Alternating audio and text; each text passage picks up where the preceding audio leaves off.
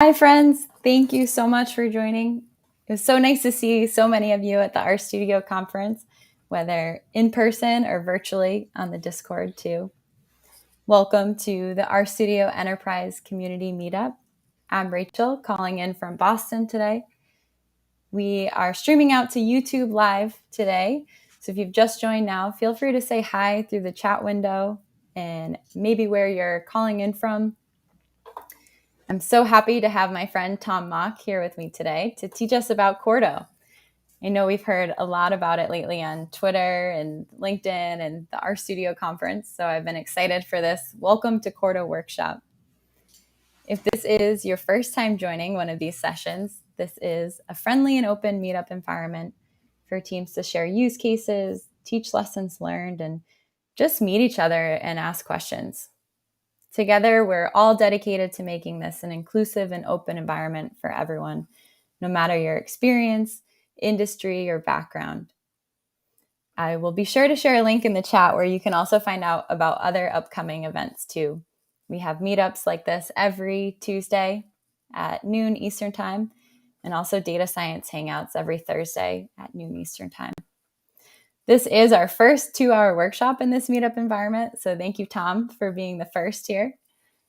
During the event, you will be able to ask anonymous questions as well through our Slido link, which we'll share in the chat too. And we can also try and answer these in a follow-up blog post as well. While we want to help with as many questions as possible, we likely won't be able to stop during the workshop to answer as many questions with so many people on today. But I'd recommend also asking follow-up questions after the event on community.rstudio.com. Curtis from our team just made a Quarto tag there as well. With all of that said, thank you so much, Tom, for getting us all started with Quarto today.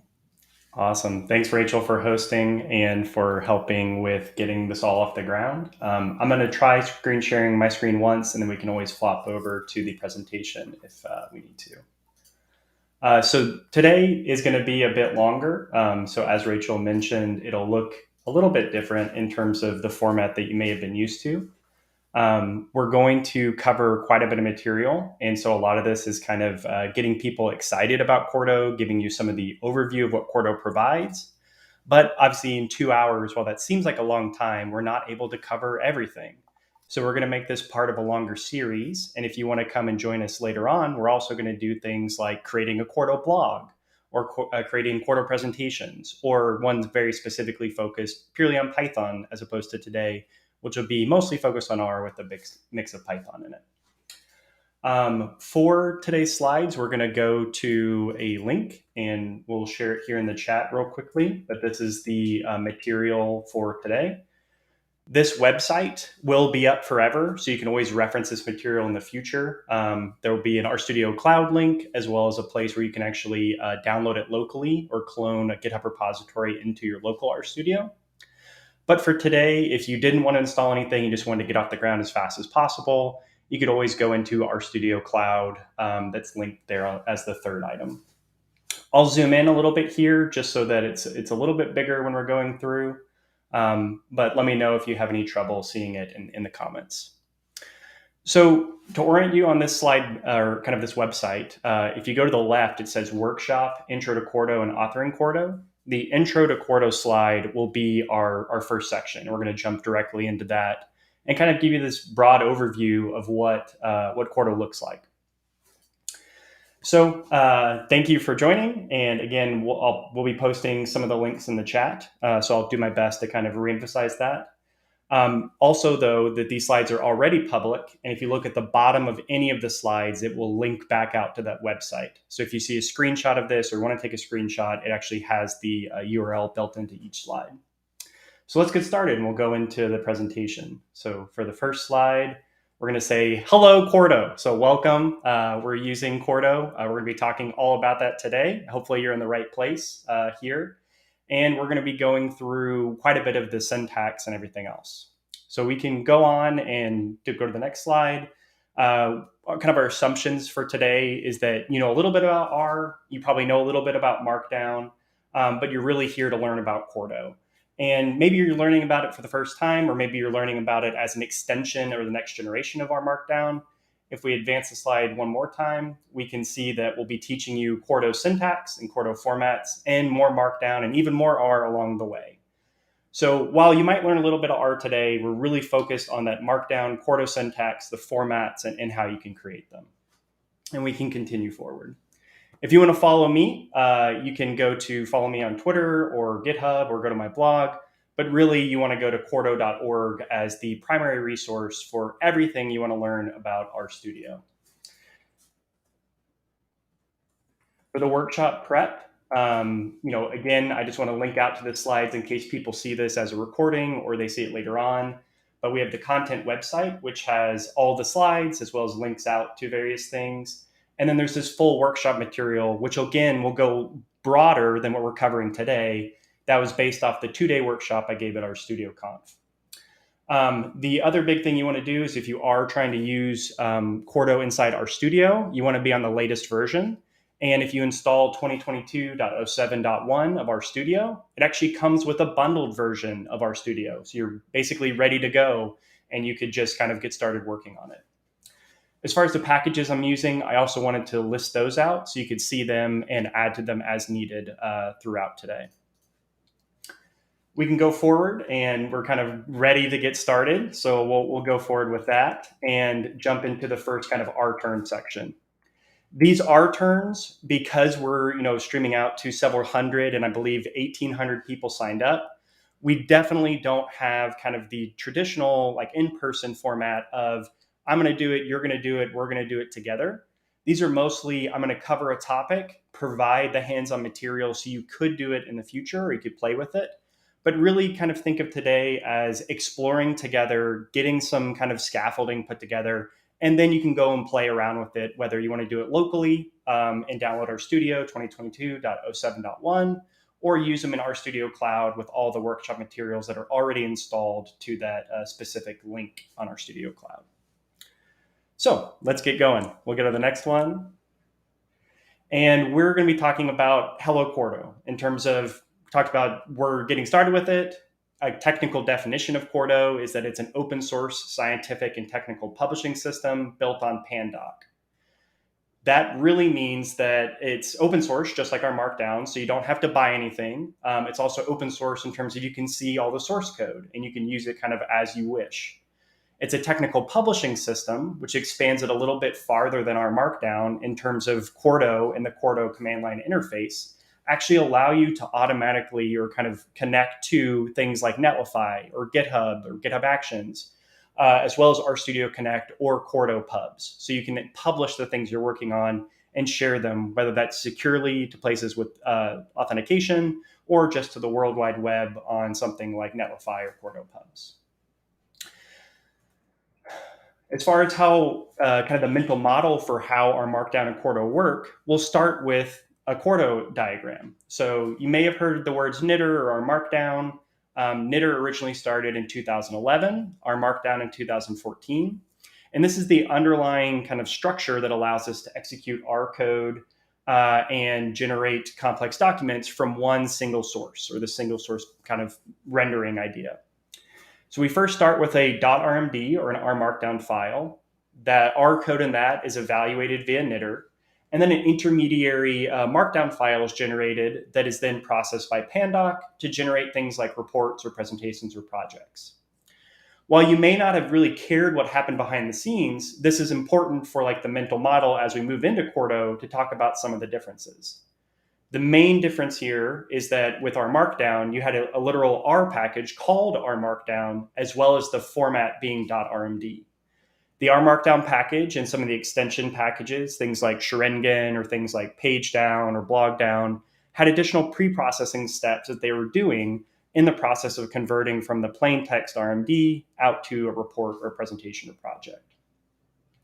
For Quarto, the diagram is going to be very similar. We can actually show that real quickly and move to the next slide. We can say that Quarto is really more than just knitr, but still building upon all these years of experience we have with them. So we have 10 years of literate programming experience with knitr and with R Markdown. We've been developing it and maintaining it for a long time. If you look at this diagram, it actually looks almost identical to the R Markdown diagram. But you may notice two things. Number one, the .qmd is the first item. So rather than a .r Markdown, it's a Quarto Markdown document. And then once we go to the pandoc step, or this conversion layer, we have Lua filters, or essentially all the pre-processing that's being done along with pandoc at the conversion step. So rather than relying on literal R code and having a mandatory kind of R runtime to execute these documents, by moving the pre-processing onto pandoc and providing Lua filters and other pre-processing outside of a single language, we can actually go beyond knitr and use things like Julia natively, or use Python natively, or even JavaScript or other languages. So a lot of power here to go beyond just R, but continue with the same mental model essentially that you had with R and knitr. So let's advance to the next slide. When we talk about this being more than just knitr, and we talk about things like Python and talk about Julia, we're just replacing one component. We're exchanging maybe R code for Python code or R code for Julia code, and then executing them natively via the Jupyter engine. You might be familiar with Jupyter as like an IPython notebook. In this case, we're really thinking of it as almost like a headless process or a kernel that's executing the code, as opposed to it being the interface that we're using for our Quarto document. But your .qmd could be almost identical. All you're really doing is changing out the code steps. All of your Markdown and Quarto syntax would be the same, and you'd just be changing out the language model. So allowing us to extend to more than just knitr and more than just R. We can advance to the next slide and see that, while you might want to use a plain text format like a .qmd, you're familiar with R Markdown and that's what you want to use. Other teams might actually want to use a Jupyter notebook as their literal interface. So any of the languages that you can execute with Jupyter, we focused really on Python and Julia inside Jupyter, but any of the languages you can execute in Jupyter can then be, again, converted to this Markdown, rendered with pandoc and Lua filters, out to your final report, presentation, and project. So ultimately, what these diagrams are telling us is that regardless of kind of the language, your kind of a structure and how it actually happens behind the scenes is very similar. And it's really allowing us to have a shared syntax and a shared format across languages and across kind of input formats. This is expanded upon in the next slide, where we talk about this in a bit more verbose terms. So just in case you missed the diagram or you want to kind of have it written out, Quarto uses an engine like knitr to execute code and generate that temporary output, or a .md file. The MD file is processed via pandoc and Quarto's Lua filters, along with things like Bootstrap CSS for HTML or LaTeX for PDF, and then converted to the final output format, depending upon what you chose. Importantly, while the Quarto teams provided a lot of different Lua filters and pre-processing steps, other developers in other languages, whether they're written in R or Python or Julia, can also be applied, and in most situations are interchangeable between formats and not language specific. So you can write a Lua filter that comes from someone developing a Python that helps out their R developers that are working in R, and vice versa. So by moving the pre-processing into Quarto and into kind of the pandoc native Lua filter, we're again getting more interchange and not requiring one language to do it one way. The other benefit about what Quarto provides is, yes, Quarto can support HTML widgets in R and Jupyter widgets for Python and Julia, and this allows you to have client-side interactivity for your documents. Beyond that, though, it also allows you to use native JavaScript. So we have built-in support for Observable.js, which is a set of enhancements to vanilla JavaScript. It's by the same team, Mike Bostock, who authored D3. And there's actually some D3 integration directly into Observable.js. So Observable is really powerful because it has essentially a reactive runtime. So it's well suited for interactive data exploration and analysis. Reactive runtimes are things like Shiny Code. That's another implementation of reactivity in R. We have reactivity here in JavaScript that's occurring only on the client side. So here we have an embedded observable kind of little bar. If you go in there and you adjust the temperature, we can switch from, say, 34 degrees to maybe it's a bit cooler, a bit warmer. And we get this real-time execution of this code only on the client side. So I don't have a server running to execute this. This is all being done in the browser, and you can get this real-time changes that you're seeing. So you can almost write your own HTML widgets on the fly with Observable that's baked into Quarto. If we actually advance and look at what the code looks like, it looks a little bit different. Yeah, it's some JavaScript, but we're executing this in an observable JavaScript chunk. But it's going to feel, again, very similar to writing code that you might have done with, say, something like Shiny. And you can have it interact with Shiny or go even further, but allowing you to do this without having to require a a server behind it. Now, while this kind of interaction is cool, we're probably a bit more interested in something like graphics or kind of reactive graphics. So on the next slide, we actually have some graphics and then a widget that we can interact with it. And again, this is done all through Quarto via the help of observable.js. So if we click on the dream tag underneath islands at the top right, we can actually add in new data back to this. So now for this penguin data set, we actually have all the different penguins available here across all the different islands. And then we can adjust the bill length and get real-time changes that are observed inside the graphics itself. So whether you're working in R or Python or JavaScript or anywhere else, you have this ability to mix and merge between the different languages and have things interact and have all this client-side interactivity. So this really means that Quarto is a big universe. It's not just R anymore. It's not just Python or not just Julia. It's really thinking about how do we serve all these different communities and bring in things that you might not have even thought about in terms of there's a lot of power in things like JavaScript and Observable that are also useful to use in your data science products. Ultimately, Quarto is kind of the part here in the middle that's providing this structure of allowing you to use R and Python and Julia and Observable together and create very complex and beautiful documents at the end.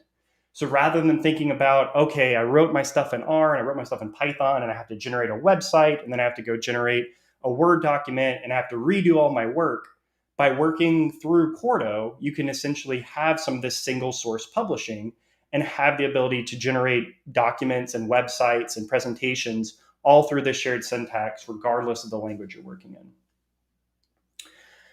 On the next slide, we talk a little bit more about what Quarto actually is. I've talked about all these exciting things, but what is Quarto in terms of breaking it down? So Quarto itself is a command line interface. So rather than, again, being just an R package or just a Python package or library, it's a language agnostic command line interface. So you don't even need any language on your computer to install it. You could just install it as a terminal, at your terminal, as a command line interface, and just use whatever language you want and add on to it.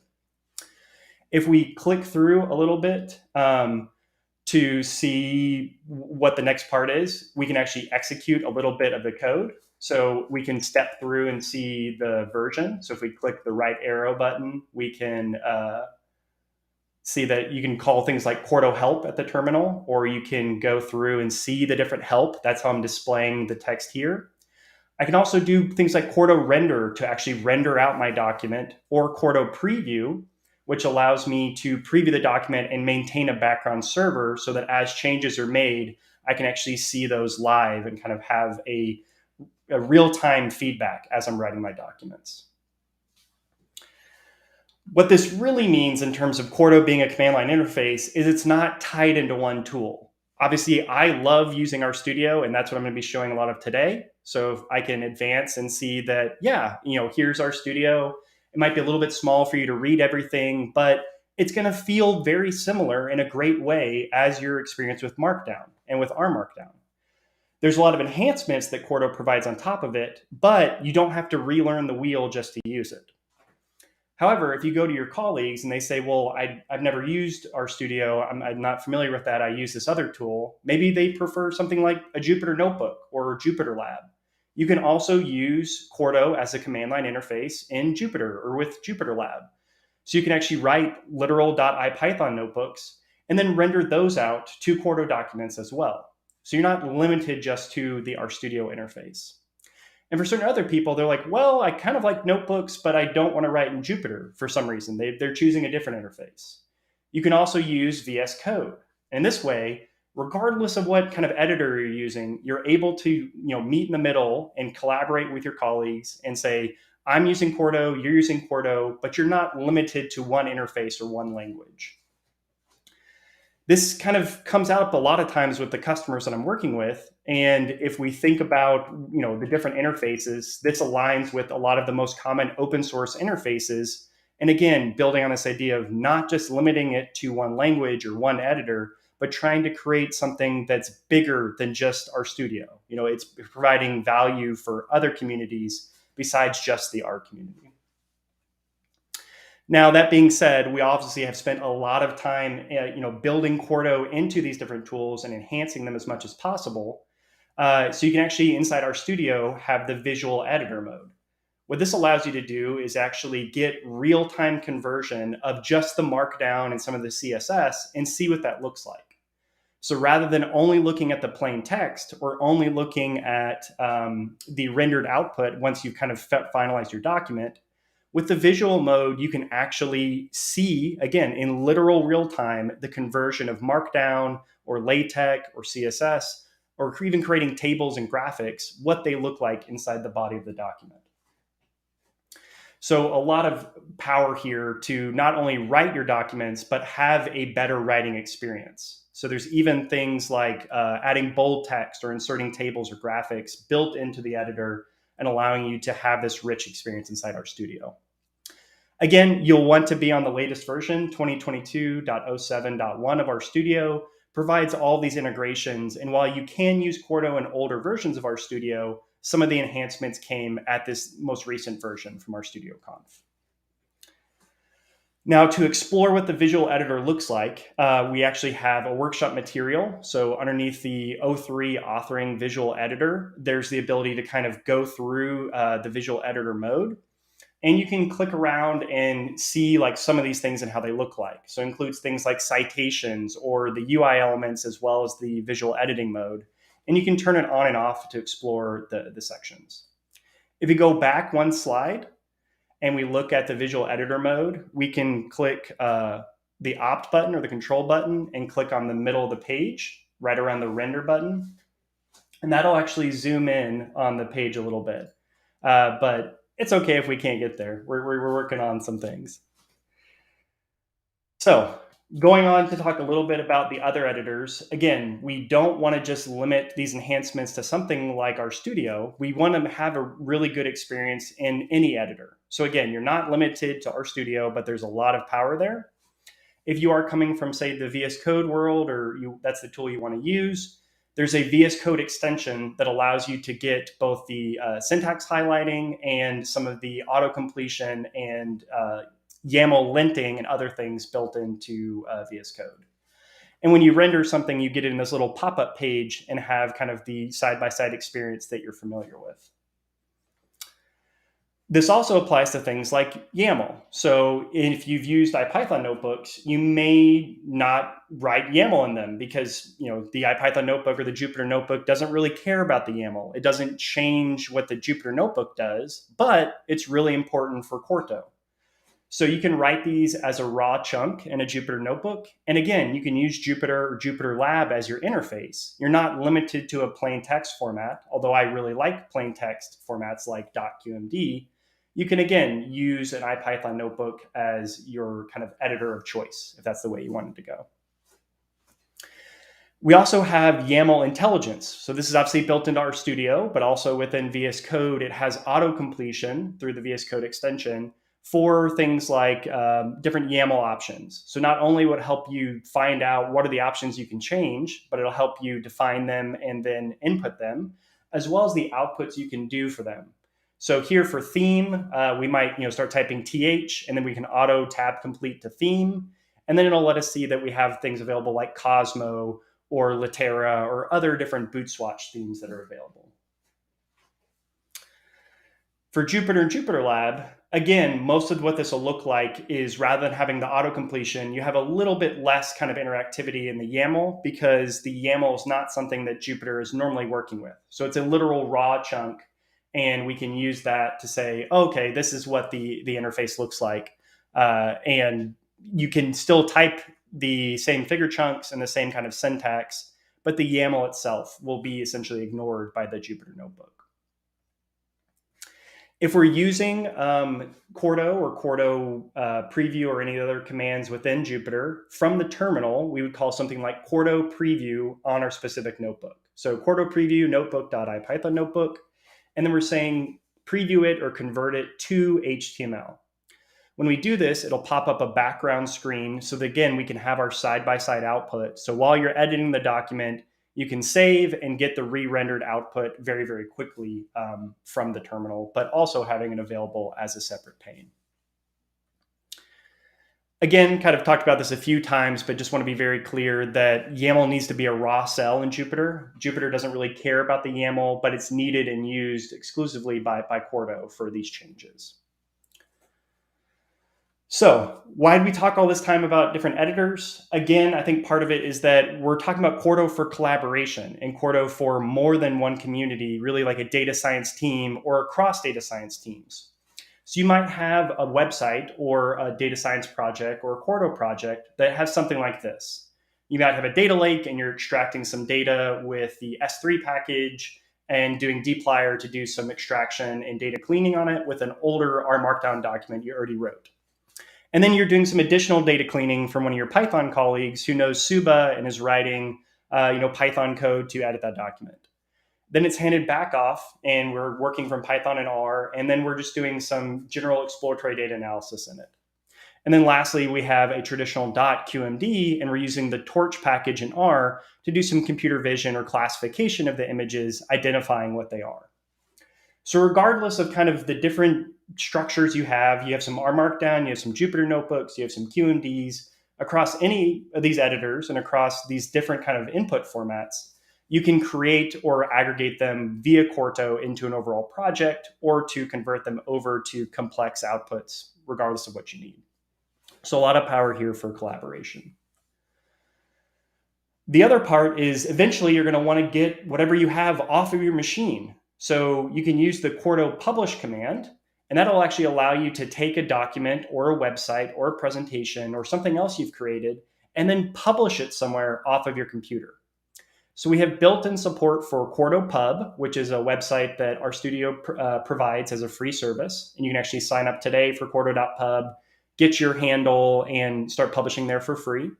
Or you could do something like a GitHub Pages branch and publish things to GitHub Pages, kind of like how I'm hosting some of my slides today. You can even use RStudio Connect. So if you have Connect on-premise or in your cloud, you can publish there and have authentication and have it work across your whole enterprise. Or something like Netlify, which again has a pretty generous free tier, allowing you to publish websites and other HTML content to them. So regardless of where you're publishing it, again, Quarto is extending the idea of R Markdown to being a publishing or kind of this bigger project, not just creating things locally, but also baking in the ability to publish all sorts of different things. So lots of different things that you can create and then share out with the world. As far as for this idea of like data science and work, so for a lot of our customers, they're using RStudio Workbench and RStudio Connect.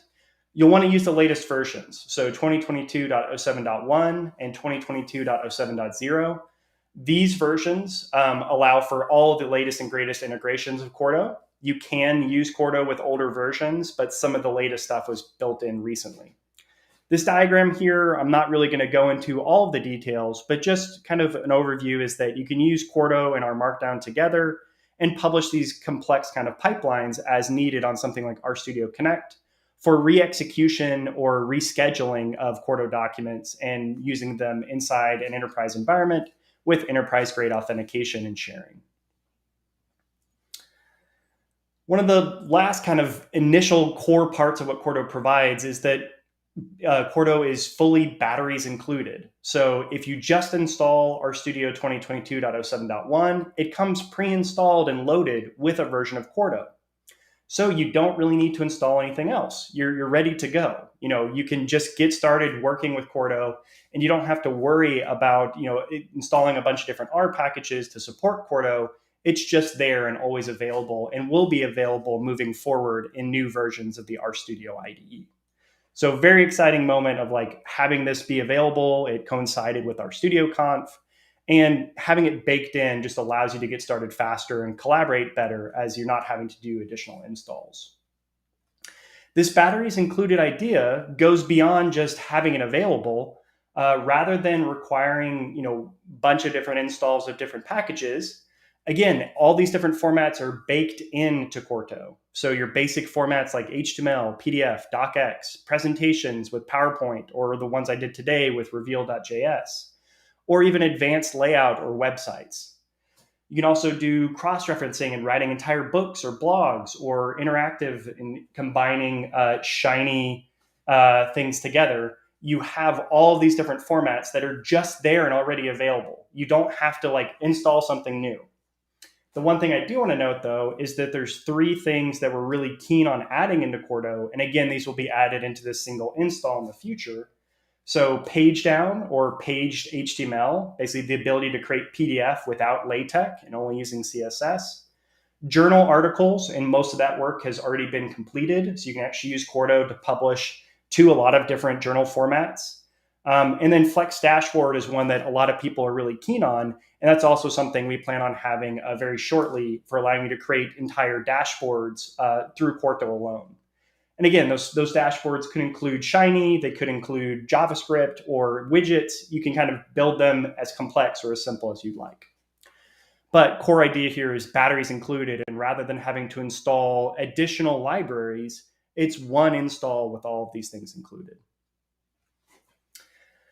Now, at this point, you might be saying oh, this is a lot of exciting things, but I have a lot of R Markdown documents and IPython notebooks and Jupyter notebooks that I wrote before I heard about Quarto. What do I do with those? So for some of you, if you have existing work or you're still working in R Markdown and Jupyter, you can just keep working in them. You can still use R Markdown to render them out or to knit them. But if you wanted to, you could still use Quarto to render your documents out. So you could use Quarto render on an existing .R Markdown file and render it out to something like HTML, and it'll render it out to HTML. So for the most part, R Markdown documents will convert over as they are. You don't have to change the syntax, while you can change the syntax to be more aligned with all the features that Quarto is adding. But again, for older documents where you don't want to edit them, for the most part, you can just render them over.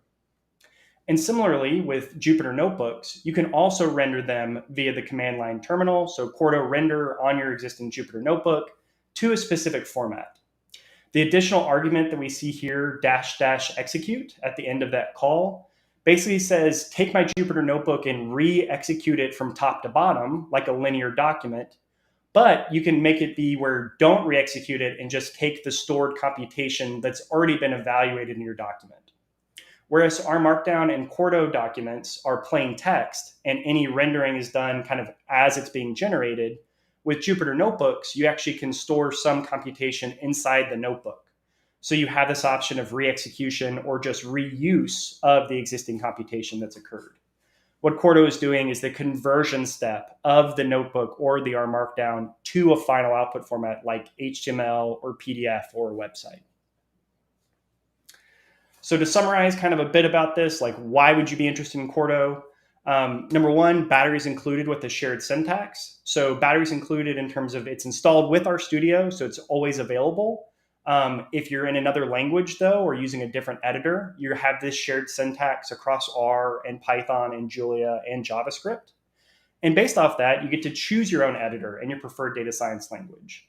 And for many of you, and myself included, I'm still using RStudio and I love RStudio, but if you need to collaborate with someone who is using a different tool, you can still do that without having to change into a whole new thing. Y'all can collaborate on a shared format. It also has better accessibility and richer features built in out of the box. So there's been a lot of effort for kind of ally work with accessibility, ability to add things like alternative text and ARIA tags and all sorts of kind of best practices that we're building into Quarto. So you can, of course, add on to those, but we've tried to provide best practices for you out of the box. And ultimately, while our Markdown is still being maintained and we have no plans to deprecate it or remove it, we're building most of our new features into knitr and into Quarto itself. So over time, Quarto is going to keep expanding. This might sound counterintuitive to you in terms of knitr is used by both R Markdown and Quarto, so you might have some enhancements going back to the R Markdown world. But in reality, when you think of extending R Markdown, that would be writing a new package. The core R Markdown package itself, it's been very stable for a long time. You have things like page down or book down or blog down that are additional packages adding additional functionality. So what Quarto is providing here is, again, that battery's included, and rather than adding on new packages over time, they're added into the core install of Quarto. So lots of exciting things you can do with Quarto out of the box.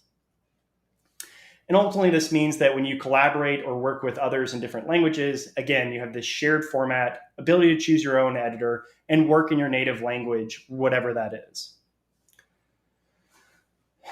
I've talked a little bit about rendering, but I just want to be very clear in terms of there's different ways to render, and using command line interfaces might be something new for a lot of you. I don't want to ignore that. So inside RStudio, you can always use the render button. The render button is right in the exact same place where you would have seen the knit button for R Markdown, but now it's called render because it's consistently rendering across different documents. You can also use the terminal or the system shell via Quarto render. So here, whether it's in just a random terminal on your computer or the integrated terminal or command line inside RStudio or another editor, you can call Quarto render and then render the document out and choose a specific format that you want to render it out to. And then lastly, if you really want to use the R package, or there's some kind of workflow, and we'll talk a little bit about those, where you need to render it out to a different format, you can use the R package to take a document and render it out. So just as you would have used R Markdown : render, you can use Quarto : Quarto render to do similar workflows that you'd like to do. And you can choose the output format and provide parameterization and other things that you'd expect via the package or via the command line interface. Ultimately, what we're trying to talk about here is this change of your mental model. So maybe you're fully bought into R Markdown, maybe you haven't even thought about it, but really what we're saying is rather than treating your exact source document and your output document as the same thing, like you do with something like Microsoft Office or Microsoft Word, where changes you make are unable to be tracked, we're talking about using code and then a source document and an output document. So with the source document, we have plain text. So, we have YAML and we have Markdown and then different code that's at the bottom here. And when we render this out, we get a separate document that actually is generated as the output. So when you're working with something like version control, or you're just trying to figure out how did I even create this document, you have the literal source code saying, this is how I got there, and then this is what I generated. So you can still have artifacts that you're creating over time, even though the source code of the data might be changing as you move along. You can always try and recreate it or reproduce the work you've done. When we think about a .qmd, which is what we're going to focus on for the remainder of today, a QMD file is plain text. So you have metadata with choosing a format or choosing an engine. Obviously, we can choose knitr and stick with R, or we can choose Jupyter and do something in Julia or Python. Then we execute some code. So we've chosen our format, we've got some code in R or Python we want to execute, we go through here, and we group by summarize on empty cars, everyone's favorite data set that's kind of built in or a boring little data set. But then we can also add text to this. So rather than just executing code, we can add markdown text and do things like adding alternative text to images, or bolding the text, or italicizing text, or adding headers or subsections. But overall, you can still read this in its plain text format, but it's indicating this is the markdown or the markup to generate an output format in bold or italics or other things. The metadata, or that YAML at the top, is what's controlling the overall rendering process. So this tells you, what is the output format I want to do? What kind of table of contents do I want to do? What are all the different things that I want to do across the entire document as it goes? And again, this can affect things like the code or just the content, the rendering process, or how it appears. And it's usually read across by all the different components. So it interacts with Pandoc, it interacts with Quarto, and it interacts with knitr and affects all the different processes over time. What the YAML actually looks like is you'd have something like this. It's indicated with 3 dashes at the top. Then you do something like, what is the title of my document? And then most importantly, choosing a format. Coming from R Markdown, you might have been familiar with the output here we're always going to indicate that as format, and then we can do something like HTML, add a table of contents and say that it's true, and then add code folding. So while the code is available, it's hidden behind a little details tag that can be opened or closed. But most importantly, you have 3 dashes at the top, 3 dashes at the bottom, and that indicates the opening and closing of your document as you move forward. The Markdown components is based, again, on Pandoc. Pandoc is ultimately the tool that's behind the scenes converting it out to other formats. And Pandoc Markdown is very rich. So you can have, not just the most basic Markdown, but really, really kind of expansive Markdown that allows you to do layout and kind of structuring of the document overall.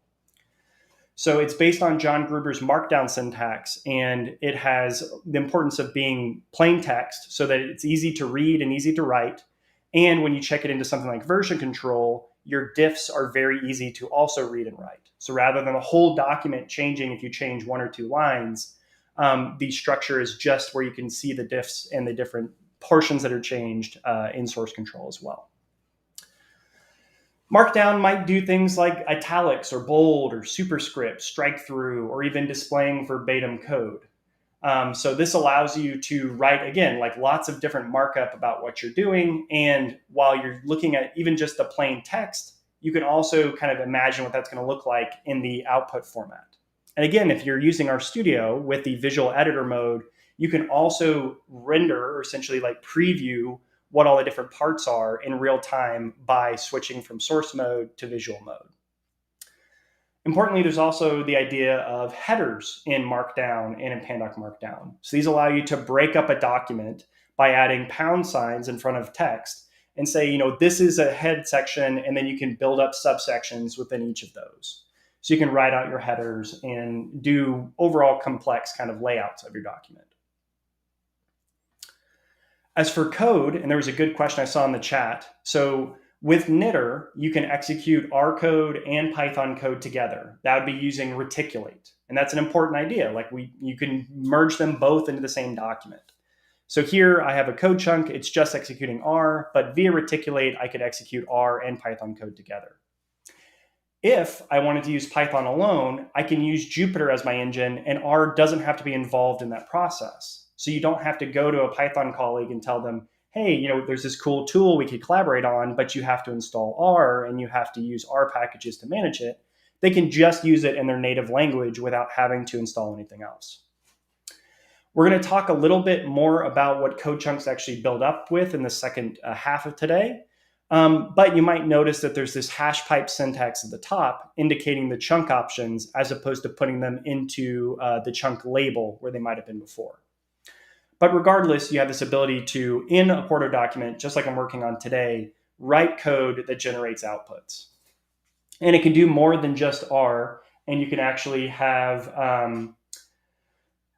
insertion of graphics in matplotlib or using NumPy. So again, we can mix R and Python together in knitr with reticulate, or we could have a Python pure document that's using just Jupyter as its engine and doesn't have to have R in the full process. So it's more than just R, and you're able to collaborate with your colleagues.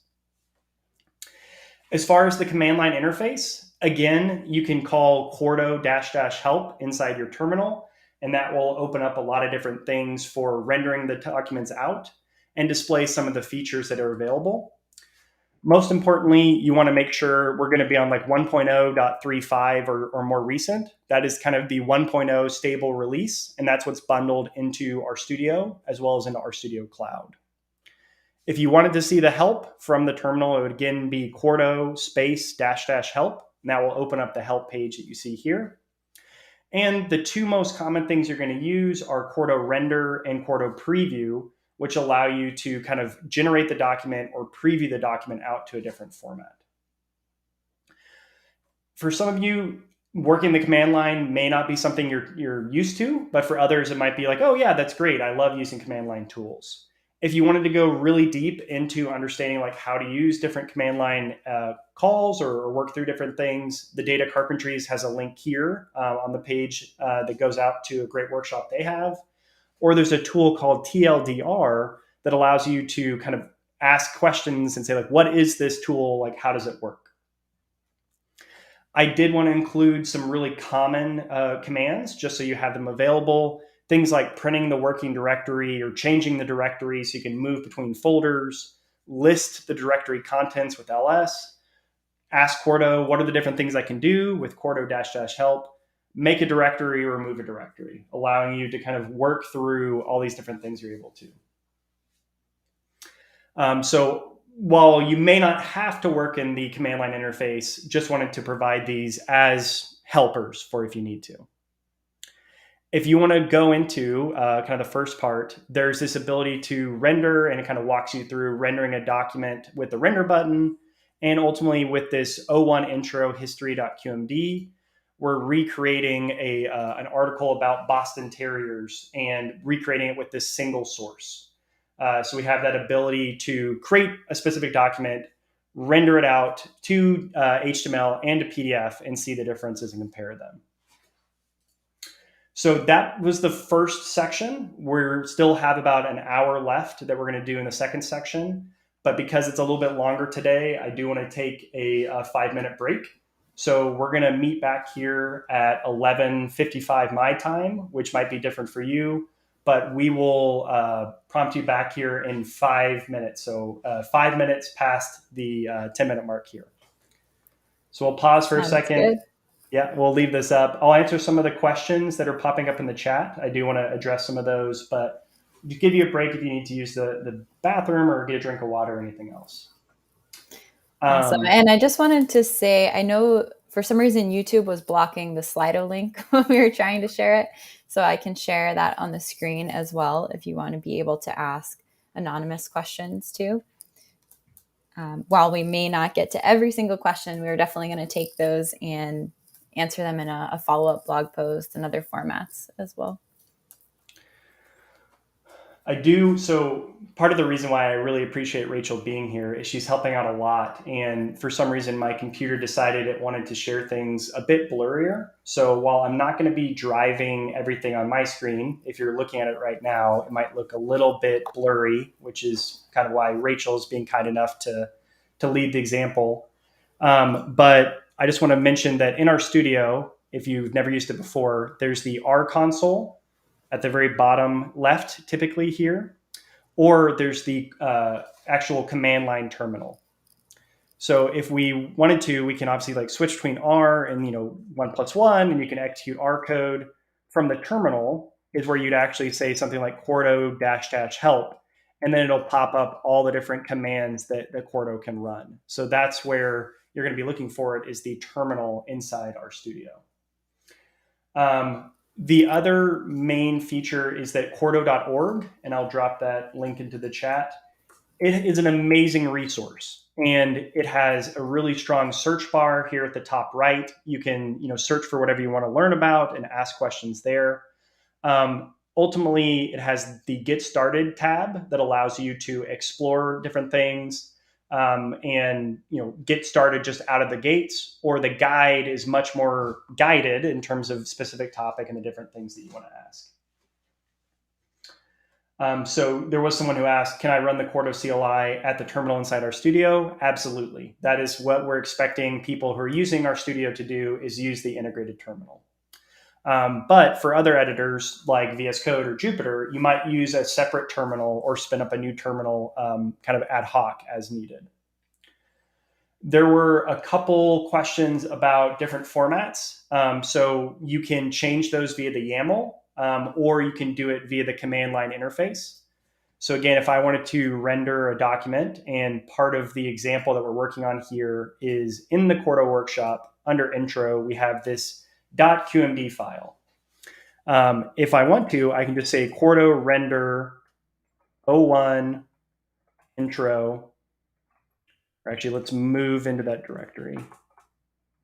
Another good example of, let's list and see where we are. We're in Quarto workshop. Let's do Quarto-workshop O1.intro. So I'm moving or changing the directory into this subfolder. I can Quarto render history.qmd, and it's going to render it out to an HTML format. Or in this case, because I've changed it to a PDF initially. So it'll render it out. I've got a PDF.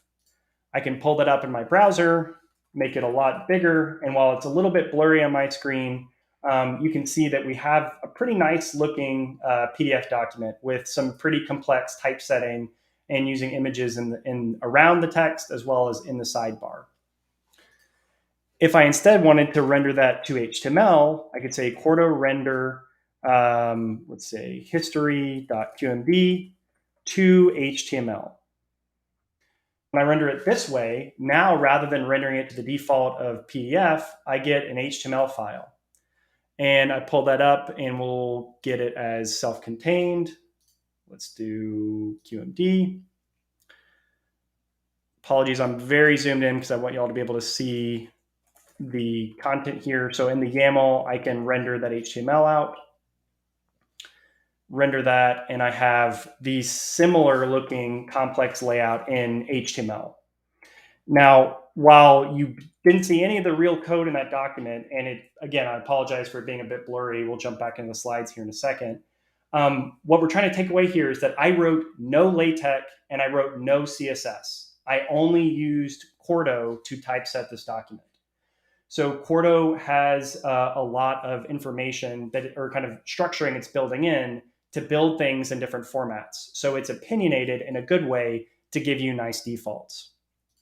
For some people who are asking, and it's a great question, if I'm in the terminal on Linux or on Mac, let me clear this out, do a new terminal, zoom out just a hair there.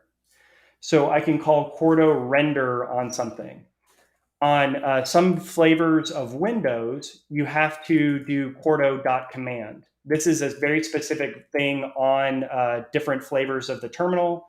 And in some cases on Windows especially, you might have to use Quarto.command, and then you can do something like help. On Linux, it's not going to understand that, but inside the PowerShell or inside Git Bash flavored terminal inside Windows, you might have to namespace that.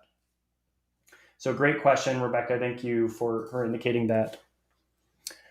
So while I would love to screen share everything, it again is a bit blurry on my side. So I'm going to hand it back over to Rachel, and I'm going to move back into the slides here in about a minute. I'm going to stop screen sharing mine and move over to Rachel's screen sharing. If you want to pull up the slides again. Will do. 1 second. Sounds good. Do you need a second to go grab some water or anything? I got my water right here. We're okay. Thanks for sticking around, y'all. So we're going to switch back over Tom. to Rachel's component, and I'll stop screen sharing mine. I was also going to say, Tom, if you want me to walk through RStudio Cloud and to share that on my screen, I'm happy to do that as well and switch back and forth. Sure. Yeah. If you want to share RStudio Cloud, happy to. If you want to zoom in a bit, we can walk through it together. So kind of like a live workshop here for me, which I had no idea I was doing right now. Thanks for sticking with it, Rachel. So Rachel has opened up the RStudio Cloud link, and we'll drop that into the chat here in a second. Let me grab the workshop component. Grab that link. I put it into the chat. You can't actually click on it on the screen, but it should be showing up in YouTube right now. Yeah, and Rachel also put it into the Restream chat, so it should be available. Oh, sorry, I'll show that again.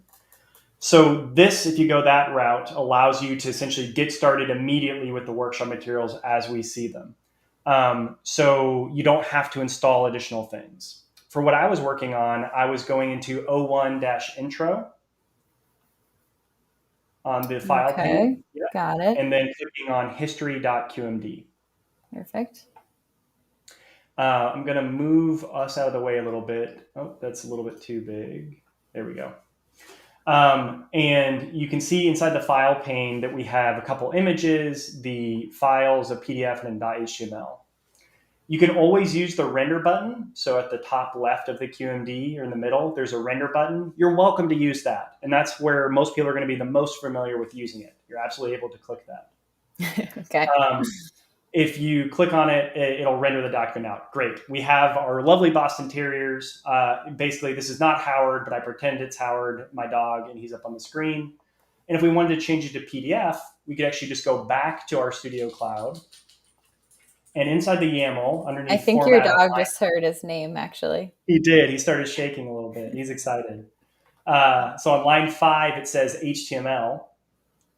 If we delete that and type in PDF and then a colon, yep, awesome, and then save and render it again, now we'll actually render out a PDF. And again, part of the excitement of Quarto is that I don't know any LaTeX. Like, that's just not a thing I do. It's Turn off giving my Rachel a pop-up pop-up blocker. saying, I want to, pull this into the browser automatically, and that's fine. It's nothing to be worried about. It's just trying to protect you. But now we have that same document rendered to PDF. And again, Rachel and I didn't have to write any LaTeX or any PDF specific things. We just use Quarto syntax. So you can imagine that I'm writing a journal article and I want to create a website and I want to create a journal article that actually submit to the publisher. Both of those could go from essentially the same single source. And you could write it in a way and have it render out without having to write all the manual LaTeX or write all the manual CSS to typeset it and make it look really good.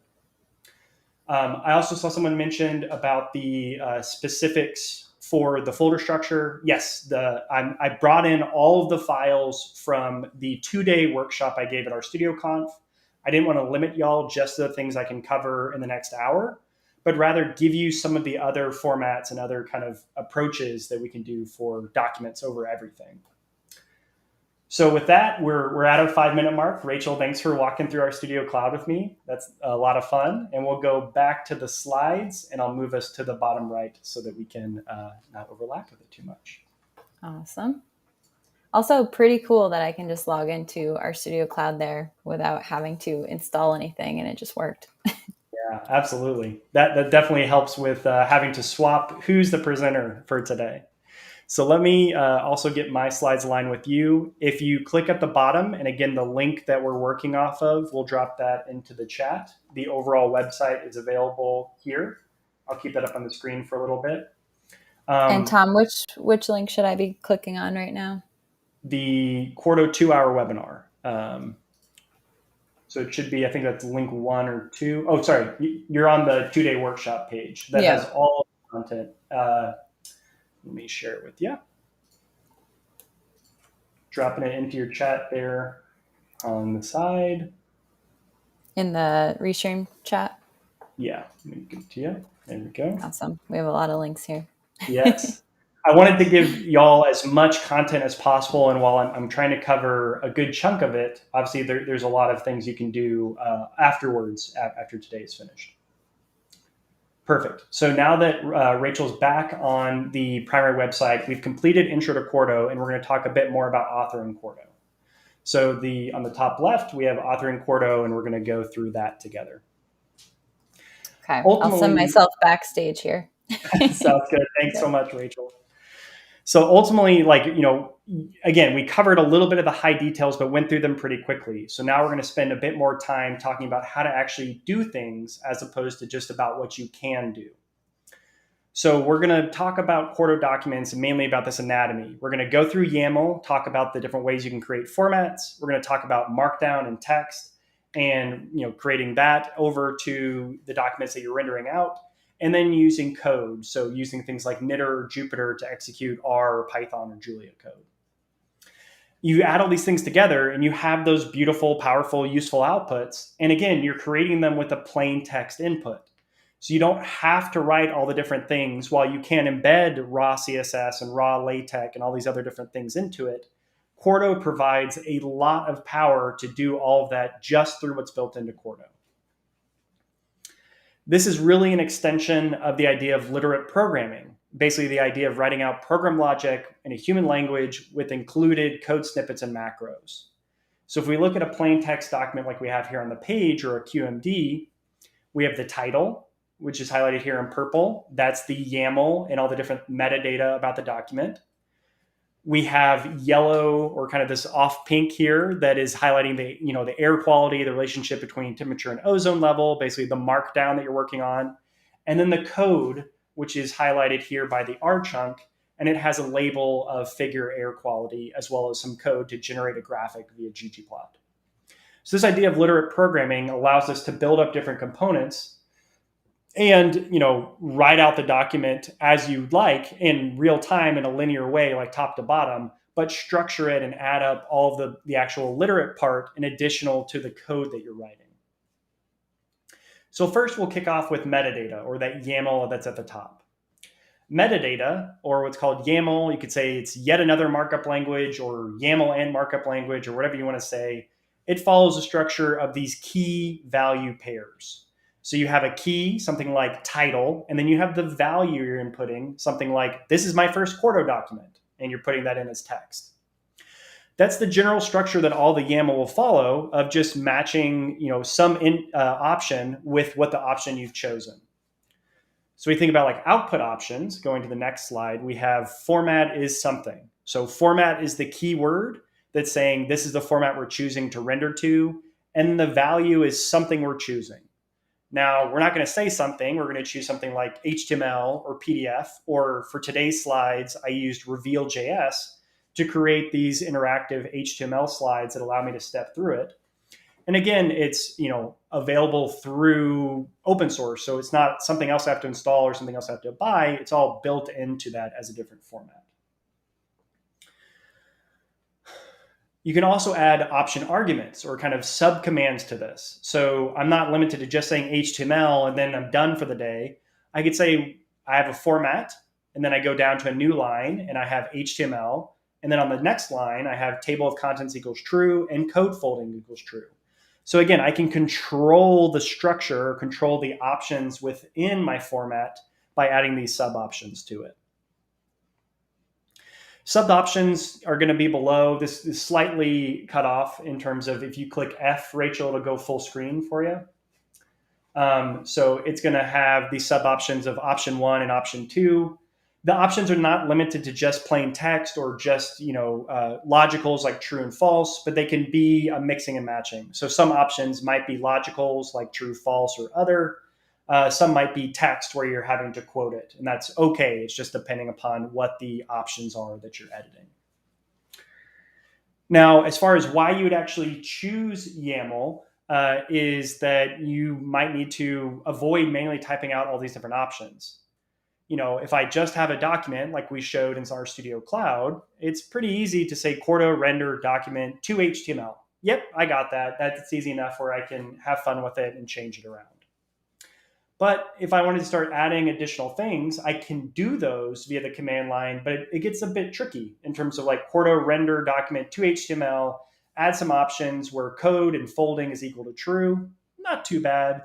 But then I have something really long, and I have this like Quarto render document with code folding, parameters, and it's running off the page. It's too long. So while you can absolutely use that, maybe you have it in like continuous integration or something else, it's much easier to write this via YAML, and that's why the YAML is provided, is to structure these different options. Now, as far as navigating within RStudio, I might walk, again, Rachel through this in RStudio Cloud. If you want to click Escape, it'll get you out of full screen. And then you go back to RStudio Cloud. For anyone that missed this before, I just want to point out where the console and where the terminal is. So at the bottom left, we have the R console, where you execute R code, or you load packages, or whatever else you want to do. And then right next to it on the tab is a word called terminal. And so if you click on terminal next to console on the bottom left, now you're at a command line interface or at the terminal inside RStudio Cloud, although it might be organized a bit differently on your specific computer. That's where you could execute the Quarto command line interface as opposed to the R package that would be executed inside the R console or in a .r or .qmd file. So just wanted to make sure that we have that differentiation between the terminal exists, you can execute code there. If you just installed Quarto, you might need to restart RStudio, for example, like if you install them separately, or if you're making changes, you typically want to refresh to make sure everything's available. Let's go back to the slides real quick. Now that we've covered the navigation. Perfect. The other part you might see is that when you click, say, the render button in RStudio, it's actually going to open up what's called a background job. Now here, rather than Rachel having to go and navigate to RStudio Cloud, I've got a screenshot for you. it's going to start this and maintain a background job for you. Part of why it does this is when you click the render button in RStudio, it both renders the document out and then maintains a stateful browser or kind of web server in the background. So that as you make changes, you can re-render it and get the full thing built up together. So this is really useful for things like websites or building out complex structures where you're adding a lot of different components and you want to see how they all interact. If you did something via the R console, it would actually execute just as it was and render out the document without the background job. Or if you executed something via the terminal, it would just execute it via the terminal and not create a background job. But the Quarto render button specifically will start this background job and maintain it in the background. You could always kill it off or stop it if you wanted to stop that from being rendered in the back. For today, I saw a couple questions about the recording. So this is on YouTube right now, and you can access it in the future via YouTube as well. So it'll be both the live version that you're watching right now and the recorded version will both live on YouTube at the link you're at right now.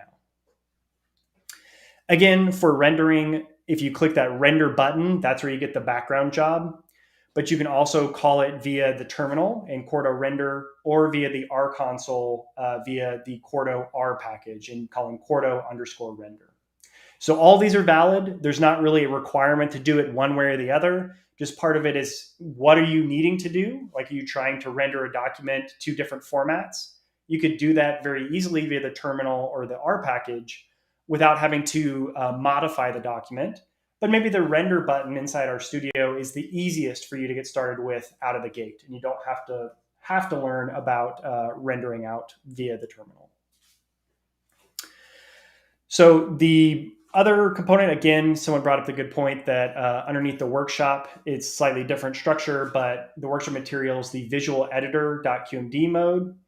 This allows you to, again, see some of the differences. So you can try rendering this via the CLI or the command line interface, via the R package, or with the RStudio render button. It also is a good example of what visual mode looks like. So this is another good opportunity for Rachel to hop into RStudio Cloud. And we're going to briefly look through the visual mode button. So if you go to the files pane, click on Quarto Workshop on the bottom right. Thanks, I'm going to Rachel. come back here just in case you need to hear anything. Okay, perfect. Perfect. So go up to files. Yep. If you go to the Quarto Workshop at the top, it says Cloud Project Quarto Workshop. Perfect. And then on the computation folder, so O3 computation. Awesome. And should we switch the screen so people can see without our faces? There we go. Yes, great call. Computation. So O3 computation, yeah. And then there's a visual editor.qmd file that you can click on. Yep. So in that one, again, if you kind of pull that tab to be a bit larger, so if you grab in between the right panel and the left panel, right in the middle of everything, yep, right there, and drag it over. And then zoom in one more time. So this is a plain text document right now because we're in source mode. So if Rachel were to scroll down, you would see literal plain text. You'd see a code chunk, you'd see a bunch of different things going on, and literal markdown. If she instead clicks on the visual button, so at the top left, there's source versus visual, it'll convert the document and kind of show it. It's going to pop up this page, which is great. It says like switching to visual mode, what is going on? And it walks you through what that is. Let's just click use visual mode. And now the YAML will look the same, but if she were to scroll down, we'll see a code chunk, which is great. We can still execute code, but now we have literal text that is rendered as you'd expect it. So you have headers and hyperlinks and all the other different things that you're actually creating. So without having to rendering the document, visual markdown mode allows you to see what the output would look like without having to render and execute all the code. It also has things like insertion of graphics. You can paste images in there. You could copy an image and just paste it and it'll automatically create it. You can insert citations and tables, and it has shortcuts for bolding text and italicizing text and all the other things that you expect for a writing kind of a document that you'd want to work on. So there's a lot in there, and we're not going to be able to cover like the whole thing, but it would allow you to see all of the different components of what the visual mode can change. Great question. Someone was asking about the hyperlink. I think you have that one, Rachel, or I can paste it. Yep, I Awesome. just reshared it on Restream. Cool. I'll share it for a second here too. Awesome stuff. Thanks, Rachel. Cool. So that's visual mode, but just wanted to say it's amazing. You could do an entire 2 hours on just visual mode, but go play around with it and you can kind of see what it looks like in real time without having to render the whole thing out. So let's hop back into the slides. I've got a couple Boston Terriers pulled up on my page. I'm going to close those down. And all right, so we're on slide 12 now. The other part of what Quarto provides, and this is a huge improvement from before, is YAML linting. So you can imagine that while YAML is very helpful, not all of us write YAML all the time. So we can actually get linting, or kind of saying, hey, a mistake was made and this is what we think the mistake is. And if we click the arrow, we can actually show that the images are popping up on the screen. There we go. And it's got these basically saying, hey, an error occurred, and this is what I think the way to solve it is. So inside both RStudio and inside VSCode with the Quarto extension, you get this real-time kind of feedback that's saying, hey, you made a mistake in the YAML. Here's what we think you can do to fix it. A key format has an empty value. Basically, you need to put in what is the format you're rendering to. It will do this after a delay, so it's not always going to pop up immediately that you've left it blank because you're typing. But if you wait long enough or save the document with a mistake or this error, then it will give you this warning and tell you, hey, here's how we think you can fix it. It also has something called YAML intelligence. So this allows you to do tab completion, or if you use control space, it'll actually just show you all of the available options and you can scroll through them with your mouse. So if you click the arrow one time, we're going to get a little GIF here. And it's going to show you that there's a few different things. So I clicked control space and it popped up all these different things I can type. And then I started typing and it allowed me to autocomplete it to title, and I added different parts to it. So as I'm literally typing this out, it's going to pop up both the help page as well as the autocompletion of that. So this works for YAML. And because we use YAML style syntax inside code chunks, and we'll talk about that in a little bit, I also have the ability to get this real-time intelligence or feedback inside an actual code chunk. So I can type out all these different commands. And again, I'm not going to use all 150 commands or whatever all the time. But I remember, I think there was something about echo, or if I can't remember what it was about, I can just type control space and it will pop up this and allow me to search through the available options.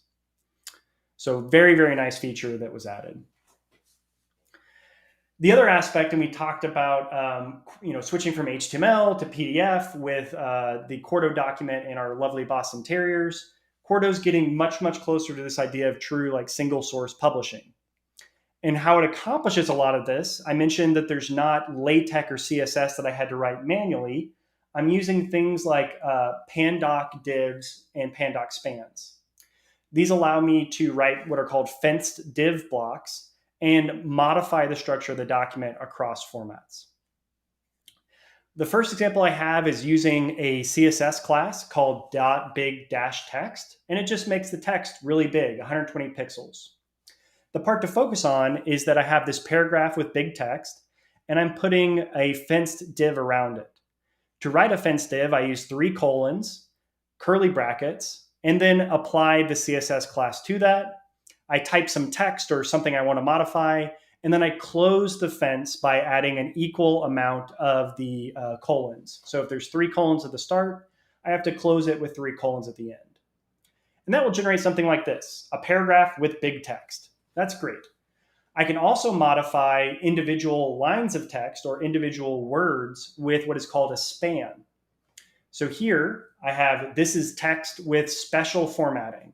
And around special, I have a square bracket on the left, a square bracket on the right, and then I have curly brackets, and I'm applying an inline CSS style of color equals red. And when I actually render this out, I get one single word with an entire string that has been created as red text.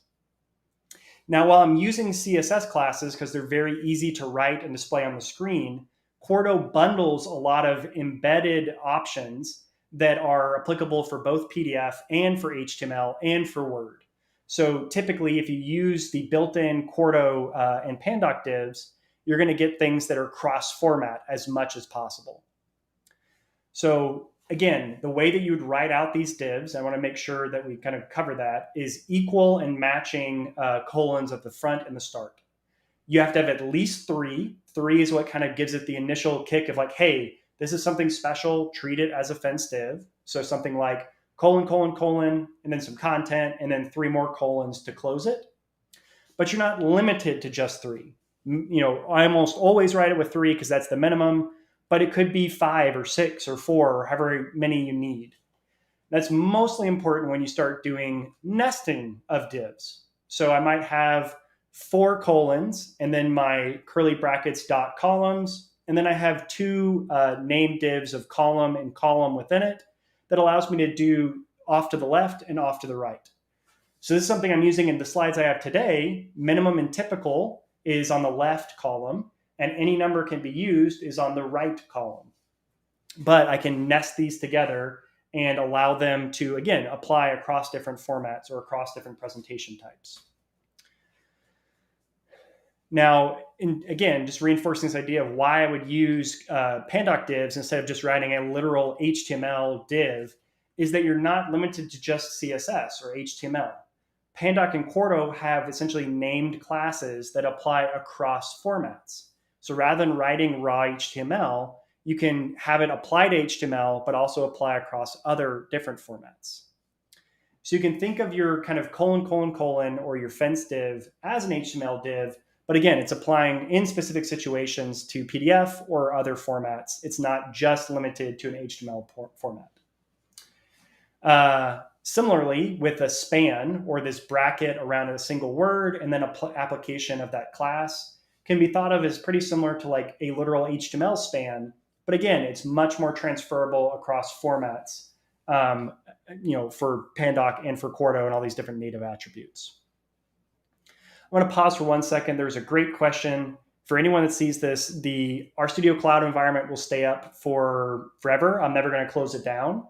And the workshop materials will also be on GitHub so that you can access them even outside of the RStudio Cloud environment. So you could download them locally and use them as well. A great question there. So let's say that, for that example that I did with writing out my Boston Terrier article, using a fence div here, again, starting with 3 colons, then the curly brackets, I can do something like layout, number of columns equals 2. And this will take 2 images and put them each into 1 column and a second column and allow me to figure set what the images look like in my final document. It doesn't matter if it's Word or PDF or HTML, that syntax will work across all of them. I can also add alt text, or I'm saying, alt dash text here. It's really figure dash alt saying to apply, what is this image of? It's an image of a male Boston Terrier, and then I can go into further detail for the actual image as opposed to this toy example that we're talking about. So embrace this idea of fence divs because we're about to go really hard on them for like 30 minutes because it's a lot of what Quarto is providing. One of those first examples is the idea of callout blocks. So here I have, again, my 3 colons, curly brackets, and the class is called dot callout dash note. And this allows me to write different types of notes that I'm embedding and rendering inside my presentation. But again, I can use these even in PDF, where I'm typically like more limited in how I can style it. We've still embedded that so you can use it across different formats. There's a lot of different callout types, so like notes and warnings or important or caution, basically allowing you to say like, here's a note, it's important, but it's okay. Like it's green, it's not scary, or this is red, it's really dangerous. There's something I really want you to know about. And regardless of what the callout note type is, you're going to use the similar syntax. Fence div, and then just change the dot callout last word, so dash note or dash warning or dash important or dash tip. And you can modify what it looks like without having to customize the whole thing. So again, it's like these helper functions that allow you to do a lot of different components together. With these callout syntax, you can also collapse them. So you can embed more options than just one into a fence div. So not only is it a callout caution, but it's also collapsed. So you can open it and collapse it to show that inside HTML. Inside PDF or Word, you don't have that interactivity, so it'll just ignore it. But on an HTML page, it will embed that and allow you to explore it. I have a whole lot of examples. So in the O2 authoring callout boxes, you have the ability to show these in both HTML and in PDF, just to prove that you can do that and you can use them across formats and you're not just limited to HTML. Another really big one, and this was one that I always thought was exciting in R Markdown, was tab sets, or this ability to have, ability to click through multiple tabs. So tab sets follow the almost exact same idea. You have your fence div, and the class now is .panel-tab set. And you can have different components within it. The other aspect of tab sets is that you're going to give them each a title. So I'm going to use a level 2 header, or pound, and then some text to say this is the header and what I want to call it out as the different sections.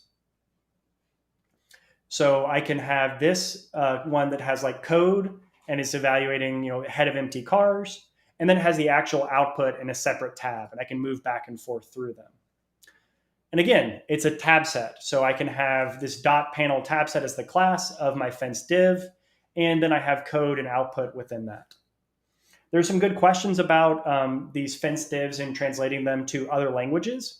Again, the syntax up here is going to be written in English, so that part is not language specific. It is tied to English.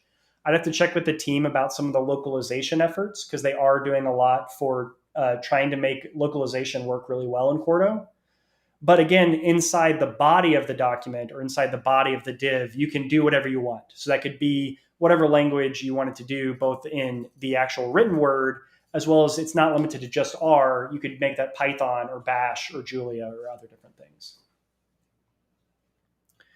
So I only have 2 tabs if we go back, but it could be as many tabs fit on the page, and you can go really crazy with it. You just want to make sure to separate each of them with these level 2 headers. Now, the most important part I thought about fence divs is using them for figure layout, because again, I very much want to align images and graphics, and often I might be bringing in like different graphics and wanting to arrange them on my layout of my document. There's a couple different ways of doing this, and I'm highlighting 3 of them. So again, these are fence divs. So you have 3 colons and then a curly bracket, and then I have something like layout number of columns equals 2, or layout number of rows equals 3. So you can think about your document as how many columns do I want, and the images will fit into those columns, or how many rows do I want, and then the images will fit into those rows. Both work, and maybe you just have more images and you want to structure it that way. Alternatively, you can use the bracket syntax to define literal like percentages.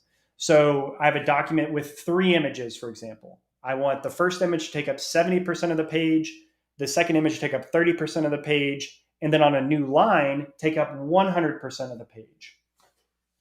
And that will allow me to create very specific typesetting for all the 3 images there. I can also use negative values to inject white space. So again, I'm adding up to essentially like 100% here, but it's 40% on image 1, a blank space of -20, and then 40% for image 2. New line, because I'm closing my initial bracket and opening up a new one. And then I have 100% for my last image on the bottom. And again, this will apply across formats. So just like tab sets can be used inside this presentation, and that's how I created them today, I can also use those figure layouts to control things on a presentation or a PDF or HTML page. Because websites and presentations are formatted differently, it's not a fact of they will or won't work, but often you're limited because you're switching from landscape to portrait mode. So I would think of a lot of these as really powerful for portrait mode in terms of like PDF, Word, HTML, those are really good ways of using this. As opposed to a presentation, you're really limiting yourself probably to just 2 images side by side or columns, as opposed to more complex layouts you want to do. So for a first example of what this would actually look like, we have layout. And again, we're using that 40% minus 20% of negative space, 40% for the second image, and then 100% on the bottom. And that creates something like this inside of whatever PDF or Word or HTML document you're creating. And you can actually have, some blank space and then fitting the images automatically into the remaining area. So you can have a nicely structured document and shrink images automatically or expand them automatically to fit the size of it just by controlling their percentages. And again, all of those like number of columns or number of rows would also work, but just the layout equals allows us to be the most specific about how we want to structure the document. So that's where I wanted to spend the most time. Now, that was a lot about fenced divs. Let's also bring in some of these spans and give them a little bit of love too. So fenced divs typically apply across like a whole paragraph or a bunch of different images or like a whole big section of the page. Spans are applied to very specific words. So I might have a word within a paragraph that I'm applying some type of class to. So maybe I have something like a footnote. And here it says like a literal, maybe a footnote, and it has a number 1 beside it. I created that with the footnote itself. So the footnote's way of doing it is a upwards bracket or upwards tilde, and then a bracket around some text. And that will inject a footnote forward. So that's kind of like a first span that we're looking at. Or I might have some magically appearing words with an additional point after. So if we click through 1 time, 2 time, and then 3 time, different portions of the sentence will pop up as I click through the presentation. And if I click 1 more time, I'll actually see the actual code to generate that. So I've applied a square bracket around 2 words, and then my curly brackets and a class, in this case, a dot fragment, which allows it to appear as a delayed part of just within that whole sentence. And then I can put another fragment immediately after it and basically build up an entire sentence as well as building up the page itself. And that will work inside your different format presentations. There was a couple questions about Quarto and working inside RStudio. Unfortunately, I won't be able to kind of go through all the different ways across different environments. So in some very specific Windows environments, you'd have to use Quarto.command to execute it as opposed to Quarto. So if we go, I'm trying to think if there's a good link, and I'll share it afterwards inside our Studio community where we troubleshooted with one customer. Or not customer, someone in the community about how to troubleshoot through using Quarto on Windows when they did a separate installation and having to namespace it with Quarto.command. If you want to use RStudio Cloud, we could always hop back over to that real briefly and just show Rachel that link. Yep, I can share that now, and I can also go find the community link as well. I'm going to paste the link to RStudio Cloud. Again, if you just want to get started and try some of these things out, you can use RStudio Cloud, and then you don't have to install or configure anything. But if you need to use it locally, you again want to make sure that you're on the latest version of RStudio, so 2022.07.1. And that's also linked to on the front page of the webinar. So if you go to this next link that I'm sharing in the chat, and I put it into the chat, and it's also displayed on the screen. If you go there, it'll guide you through downloading and installing RStudio. But again, using RStudio Cloud like Rachel's doing right now, she could actually run all the different Quarto commands and rendering, and it will be available and ready to go. Let's hop back into the slides. All right. So we basically talked about these fence divs, that they're kind of like these elements that apply to a whole section or a whole block of text or paragraph that you're applying it to, and then spans as a way to apply specific classes to individual items. So you can like change just a small word as opposed to a whole paragraph together. The last half, we're going to talk a bit more about code. So in terms of, yes, you can do all this layout with just Markdown, but you can apply it to specific code and how it's applied as well. So great question here from Jeff. So can engines point to specific Python installs for conda environments? So yes, you can choose specific engines. So if you don't specify an engine, Quarto will just say like whatever language is found first, like R or Python. It'll default to just whatever version of R you have or a default Jupyter kernel that's available. You can also click through and choose a very specific kernel. So you could say, just use Jupyter and it will find whatever Python version is on your path. Or maybe you want to use Python 3 and force that. You can say a specific Python version. Or you can go all the way down to using a very specific kernel and both naming it, giving like a virtual environment is what I use this a lot for, is like I've created a project specific virtual environment and I can have that be forced to use rather than just whatever the default is as I'm moving between projects. So you can choose the engine. And again, this is part of the beauty of Quarto is you're not just limited to whatever the default is, but you can have a bit more control over choosing how it's executed. So let's move on to the next slide. For knitr code cells specifically and for code cells in general, there's a lot of different options. And I don't expect y'all to memorize all of those. Again, if you use the control space syntax inside of a code chunk, it will allow you to see what is available.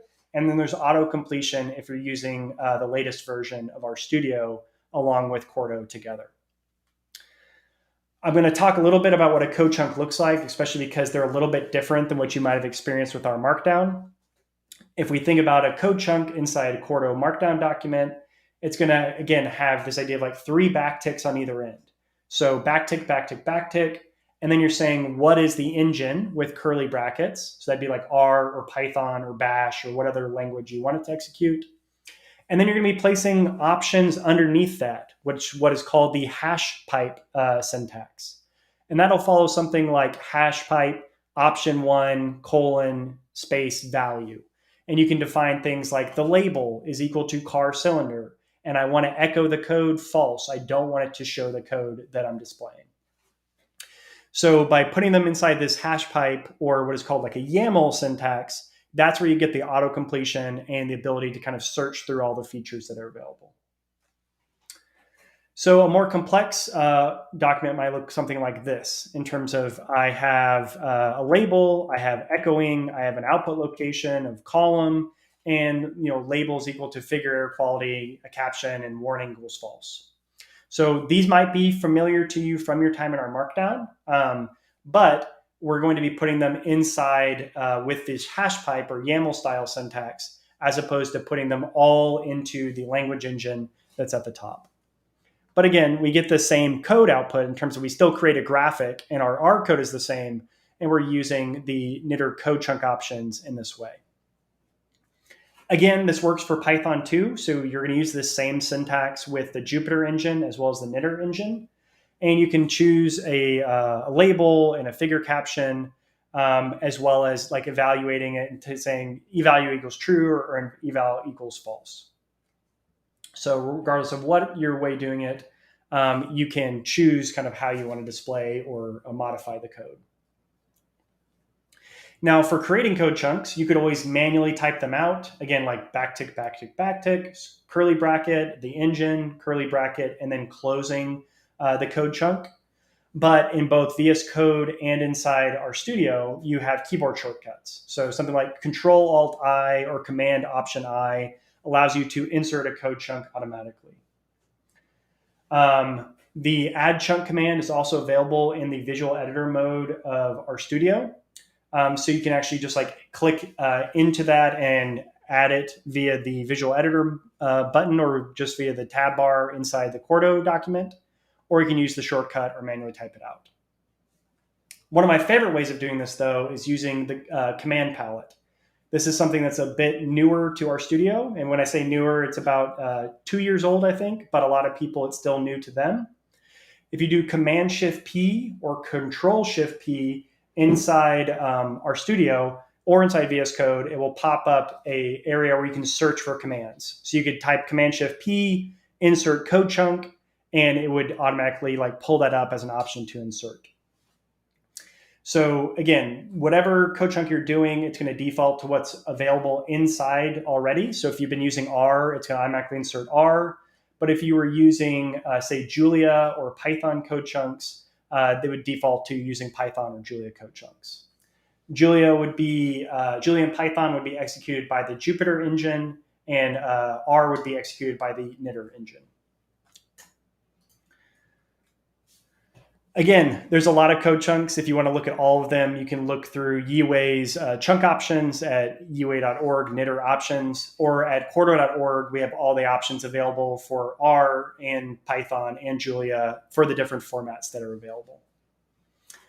If you've used R Markdown before, you may have been surprised by the syntax that we just showed, or showing the hash pipe syntax. You might be more familiar with putting them into like the chunk label or the option equals true inside the actual fence portion or the curly brackets at the top. So while this can still be executed by Quarto and it's backwards compatible, we get those features of like auto completion and full compatibility across languages and across formats by putting them into the hash pipe syntax. So in this literal presentation, I'm executing this code and it's getting me the echo equals fenced and eval equals true, but we'd prefer to do the eval equals true that we see here on the page in terms of using the hash pipe syntax as opposed to the previous syntax that was all squished inside the chunk label section. So again, backwards compatible with R Markdown, but we're going to try and move towards this hash pipe syntax with putting them into the body of the code chunk itself. We can call it kind of colloquially the hash pipe. If you've ever heard Weezer's song called Hash Pipe, that's how I always remember it. But it's also like a pound sign in a vertical line. And then after that, you can start typing your chunk options within it. For people that might be wondering, why do you have this in terms of, can I use this with different code chunks? It'll work with all your different code chunks. So like R, Python, SQL, Bash, whatever you're doing, those can be used with this syntax. So there's consistency across the engine, whether you're using Jupyter or knitr or evaluating different types of code, it's consistent across them. It also means that the chunk options are fully kind of consistent with the YAML. So there's the ability to define things in the YAML at the top or in the chunk options. And this allows you to kind of hopefully have like less mental burden because you're sharing syntax across the YAML header and the metadata as well as the chunk options.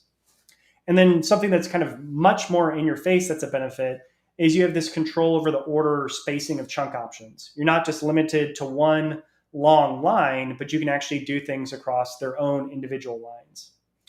So on this next page where we have all the Quarto chunk options, if we click the arrow one more time, it's going to highlight lines 3 through 8. You can see that we have each chunk option is on its own line. So warning equals false, figure caption is air quality, figure align is left.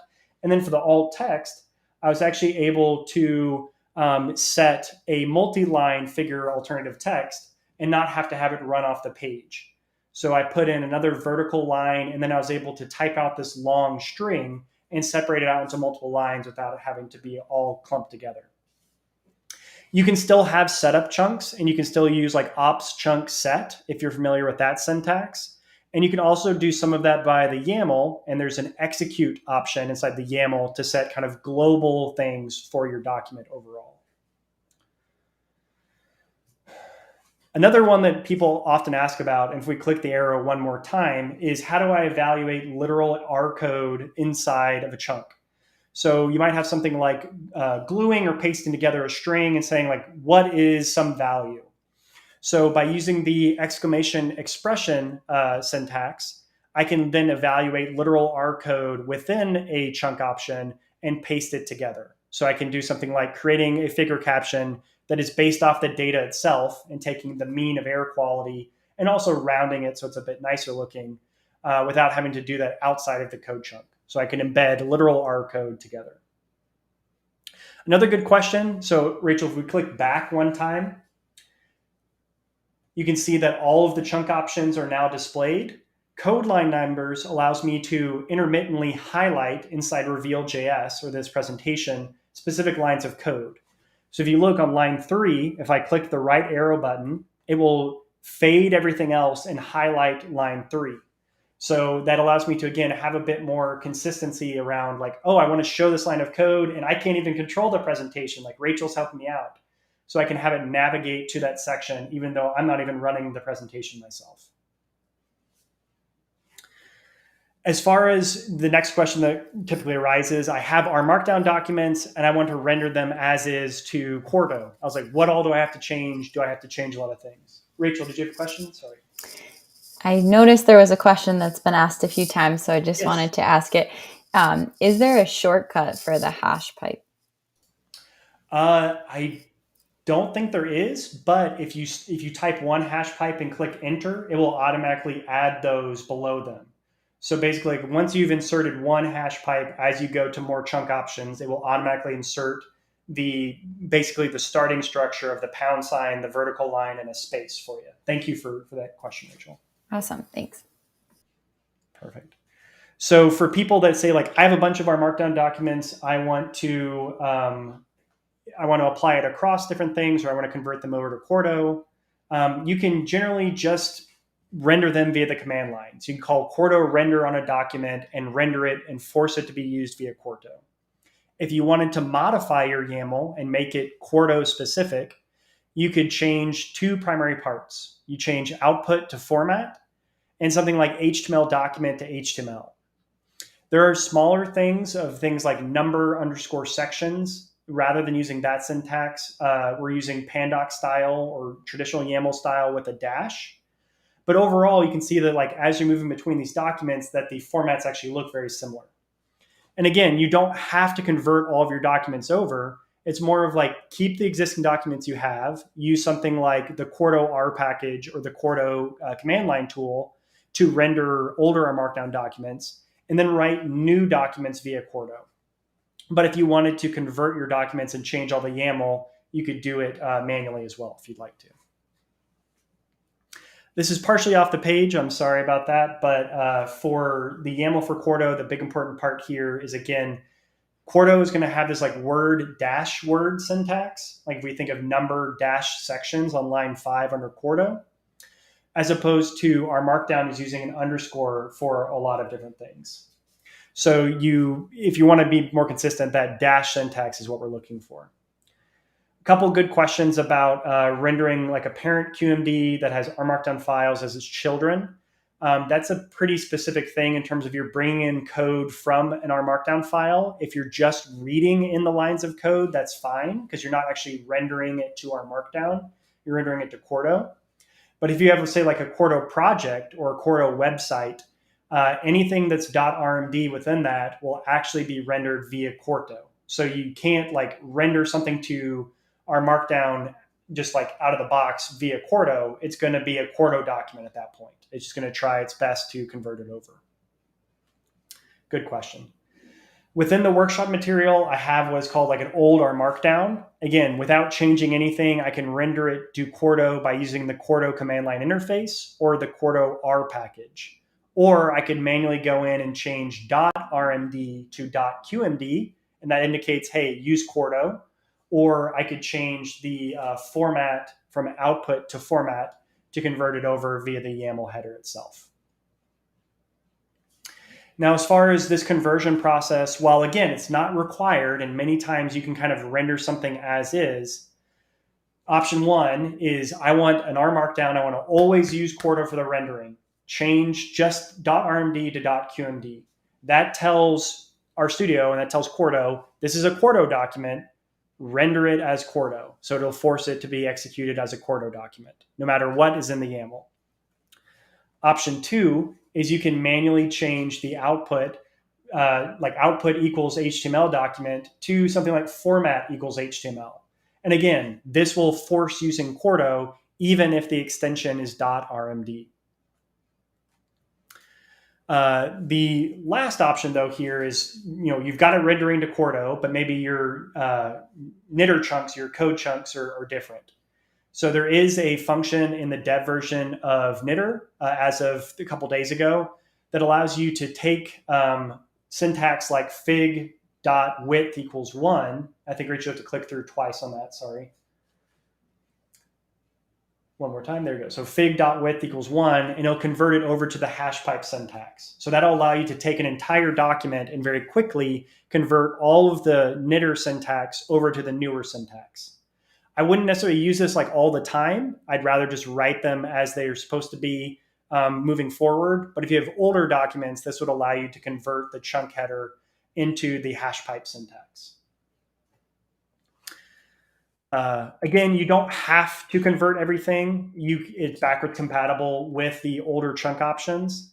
But if you want to be consistent or you want to kind of move towards this syntax, that allows you to be more consistent moving forward. The other part was, we talked quite a bit about this fence div or these pandoc divs and something like the : curly brackets layout or layout number of rows or number of columns. Again, we're getting consistency here between something you can do in Markdown as well as something you can do with code.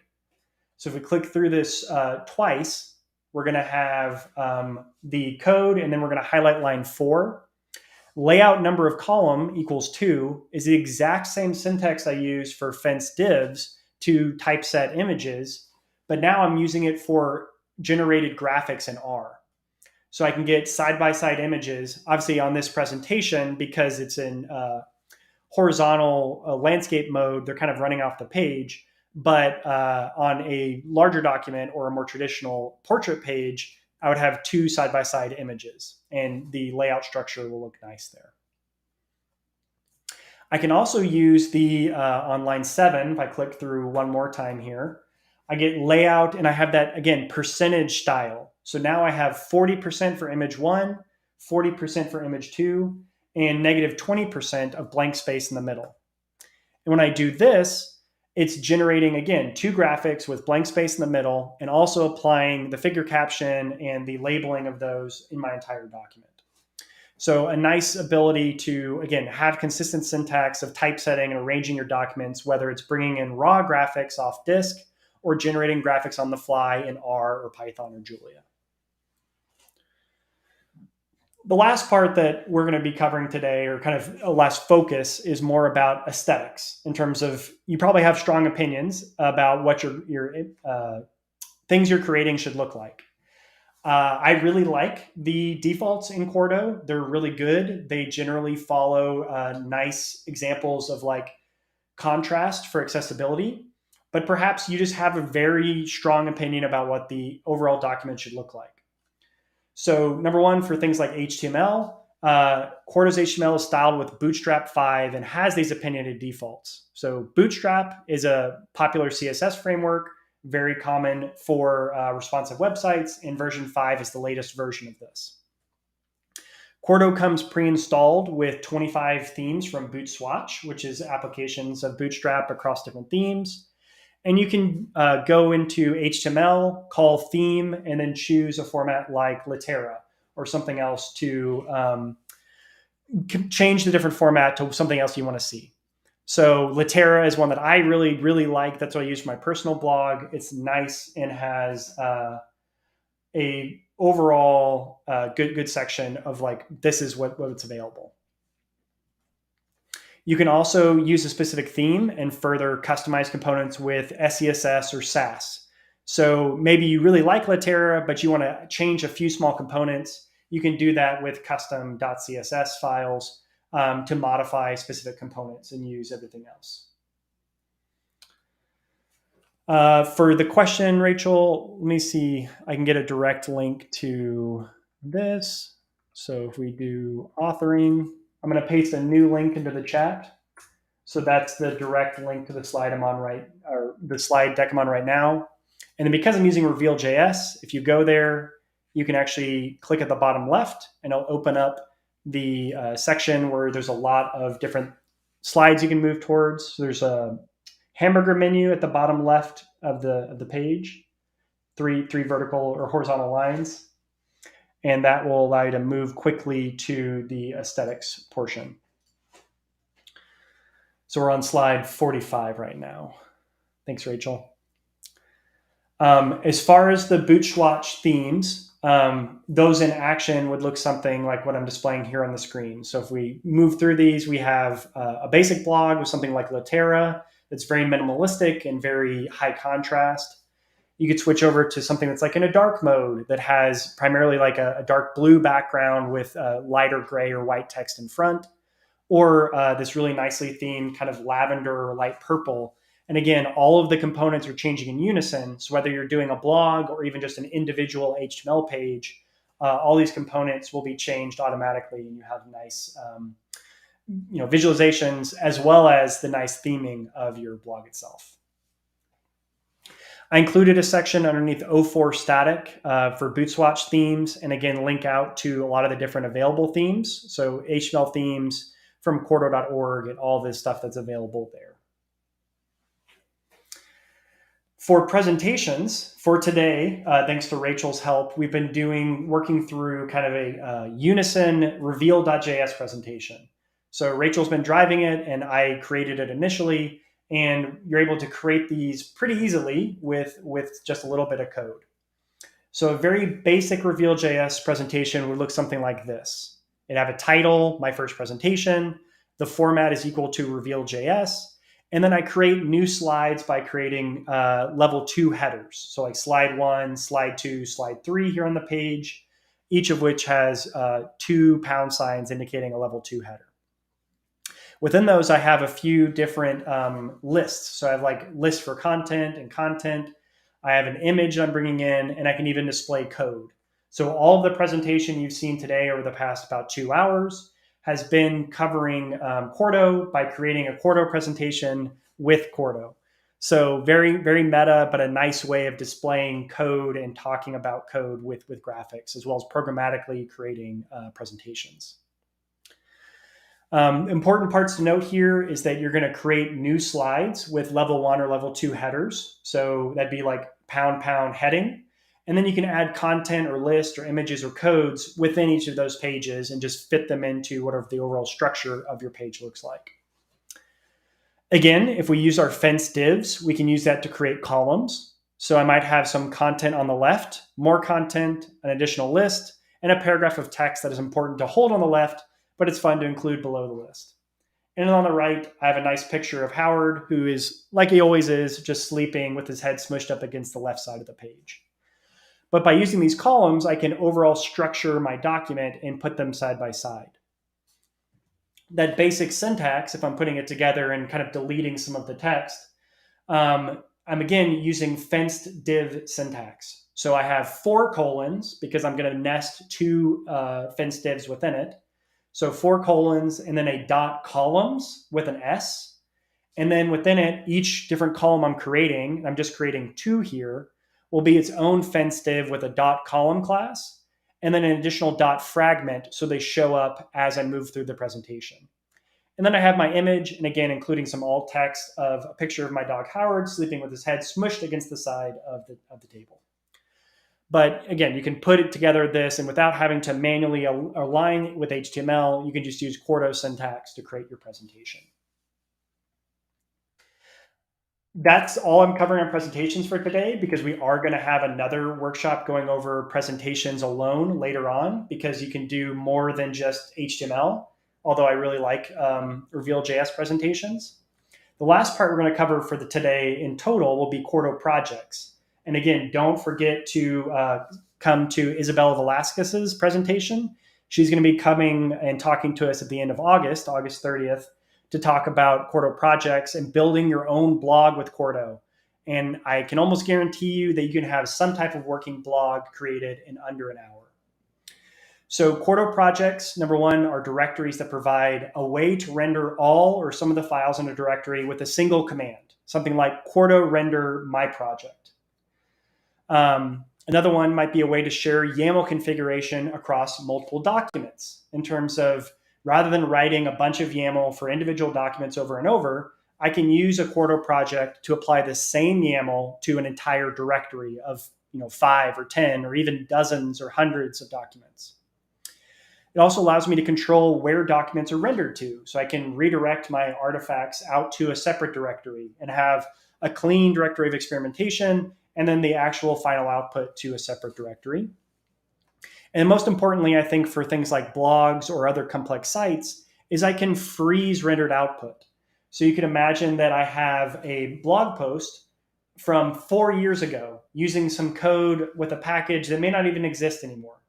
Rather than having to re-execute that 4-year-old blog post every time I render my blog or my website, it'll actually store the computation and freeze that output for me. So when I render everything else, it just renders the new thing or the things I'm telling it to render. And in addition, projects allow you to create essentially aggregations. So you can imagine a book or a website is really just multiple Quarto documents or HTML pages or PDF pages that are combined into a single output. So just like the website for accessing the content you found today, or a book or anything else you're publishing, you can create much more complex things by using Quarto projects. For what a Quarto project looks like, you might have a minimal one that looks something like this. It's always going to be created with a _quarto.yaml file. That is always what the file is called to create a Quarto project, _quarto.yaml. And that will affect everything in its directory and subdirectories of it. So for number one, within the Quarto.yaml, it's a project. And we're not saying it's a website or it's a book. We're just saying this is a Quarto project. And I want you to take everything I create and throw them into this _output folder. And I can apply some YAML across all of them. I want table of contents to always be true on a number of sections, and I have a bibliography that I want to bring in for all of my citations. Then I can also say that I'm creating these in both HTML and PDF at the same time. So for my HTML, I can apply custom styling with CSS and use a specific math method. And then for PDF, I want to create a report and customize the overall layout. So it allows you to kind of structure all these different things, create a new output directory with all of the files that you're rendering. And it could, again, be many, many files, and control it for different syntaxes in HTML and PDF. Again, we're about 3 minutes away from being 2 hours. I'm going to stick around for quite a while to answer questions. Thank you for all the great questions. But if you want to learn how to build a blog or really create like a complex Quarto project, make sure to come and join us for Isabella Velasquez's presentation, August 30th at 12 p.m. Eastern. You can add that to your calendar as a reminder with rstd.io/Quarto-blog. And that will allow you to be reminded, a couple of weeks from now that, hey, this presentation is happening. Again, it'll be on YouTube and it'll be recorded and live streamed for your viewing pleasure. As we kind of wrap up for today on the actual presentation and get more into Q&A and answering a lot of the good questions you'll have, I want to give a huge shout out to the entire Quarto development team. Quarto is really a labor of love and crafted with love and care by the team. So development of Quarto is sponsored by RStudio PBC, soon to be Posit PBC. The same core team works on both Quarto and R Markdown. So you shouldn't be afraid about some of these changes. You should be excited. Names like Yiwei, JJ Lair, Christoph, Charles, Carlos, similar people that are working, or the same people working on both Quarto and R Markdown and knitr. Beyond that, because it's an open source project, there's also a sublink out to all of the contributors and all the people who've contributed to it. You can contribute in ways like bug reports or feature requests or feedback in general. And you can get that done at github.com/quarto-dev/quarto-cli. To close in terms of the presentation, don't worry about going away. I'll answer more questions and share some more things. Why you should consider Quarto. Batteries included with this shared syntax across output types in different languages. You have the ability to choose your own editor and your preferred data science language. We will be doing a workshop or kind of a webinar on using Jupyter and VSCode and Python with Quarto, and doing that as a separate webinar so we can dedicate enough time to it. And that R Markdown is still going to be maintained, but we're building all these new features into Quarto. So R Markdown has a huge ecosystem that we're still supporting and still maintaining, but we're adding in new features into Quarto so they apply to everyone, as opposed to building out individual R Markdown extension packages. If you want to access the materials, I have full workshop materials from 2 days that we used at RStudio Conf. I have the webinar slides that are linked to here, as well as the RStudio Cloud content, all of which is available in the on the YouTube page as well. If you have follow-up questions, I'm going to do my best to stick around for a while and answer some of those. I know that some of y'all 2 hours is a big commitment, so maybe we'll see you later. If you have questions, you can ask them on community.rstudio.com underneath the Quarto tag. Or again, I'll stick around for a little bit today, or reach out anytime on Twitter. With that, I'm going to bring Rachel back on screen. we can drop the presentation and we can go back to the talking head format and the exciting kind of Rachel and Tom show as we talk about the morning and Quarto itself. Thank you so much, Tom. That was awesome. And so impressed with you just running through with our screen share not working immediately. Went very smoothly after the fact. Yes. Awesome, Rachel. Thank you so much for the quick adaptation and for being a good colleague running through it all. There are a lot of questions. I know you so many pinned questions. them. Yes, So I pinned them, let's but try and run through some of those. I want to make sure to go over to Slido first to ask some of the anonymous questions too. Let's do it. Somebody had asked, and it's been upvoted quite a bit, is it possible to add authentication to a Quarto website? Yeah. So it's a great question. There's a couple different ways you can think about it. Quarto, if you're generating a website, is just .html, or it's just general HTML content. You can publish it wherever you want. Obviously, like with things like RStudio Connect, you can publish Quarto like to your own server or behind your own firewall and control both the rendering process and the authentication process. For some people, though, they're like, well, I'm an individual, like I can't buy and stand up Connect, and that's totally fine. One other option is Netlify has an authenticated level, I think, at like $19 a month. And you can add authentication to specific pages and host your content on Netlify. Outside of that, again, because Quarto is generating like literal HTML, anywhere that you can generally embed HTML and add on authentication could also be done there. So you're not kind of limited. It's just anywhere you can host a website and add authentication, you can also do that via Quarto. Awesome. Thank you. I was teasing Tom that I feel like this is a morning talk show that we're on right here. So another question that was upvoted was from Kyle, and it was, for collaborative projects with R and Python, is there a recommended method for tracking package versions? Would RM cover this kind of situation? Yeah, so very good question. So if you go to quarto.org, and I'll grab a link for Rachel to share on the screen here in a second, there's an entire section dedicated to essentially that topic. And that's really what Quarto is trying to provide, is a way of allowing colleagues in multiple languages to work together in the same project and not bump up into each other when they're trying to execute their code. So that's part of what projects and managing execution allow you to do. So I'm going to drop a link into the chat that is addressing this directly. And then Rachel, if you want to screen share through that real briefly, we'll talk about what it means. Oh, yes, I will screen share. Sorry. Sometimes it doesn't let me grab the link from there. If you want to just send it in the private chat. Yeah, absolutely. There it is. Okay. Awesome. And what this whole section covers is essentially that idea of I want to freeze or control execution, and you can do that with or without virtual environments. So we're going to put a side-by-side real quick. So on this page, it talks about just the general idea of managing execution. So if you scroll down to freeze, you can use freeze to basically say, I want you to freeze the output of code, meaning that even if someone else tries to render it, it's not going to re-execute the code. They don't even have to have Python installed on their machine or R installed on their machine. It's just going to be rendering the HTML or the PDF via Quarto. If you have freeze equals false, then it will always try and re-execute code. But freeze equals true or freeze equals auto allows you to say only re-execute code when I change the source code, or just never do it unless I manually force click render on that document. If you go down one section lower, there's using freeze, and then one more subsection, virtual environments. It talks about that you might have like a requirements.txt or a virtual environment like a venv in Python or an renv in R.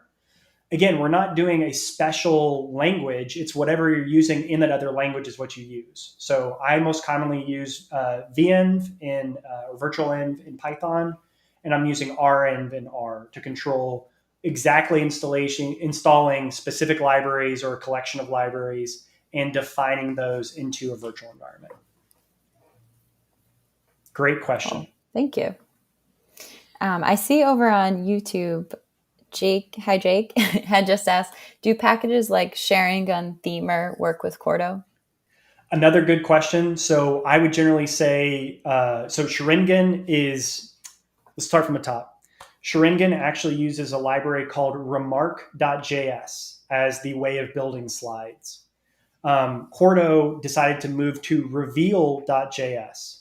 The reason why we made that distinction is reveal.js is pandoc compatible. So you can actually edit presentations in visual mode and get the syntax and like the highlighting to work properly. Kudos to Rachel for getting both Themer and Sharingan correct. That's awesome. High five. And I was just asking who said that the correct way, because I don't know. Yours sounded more confident.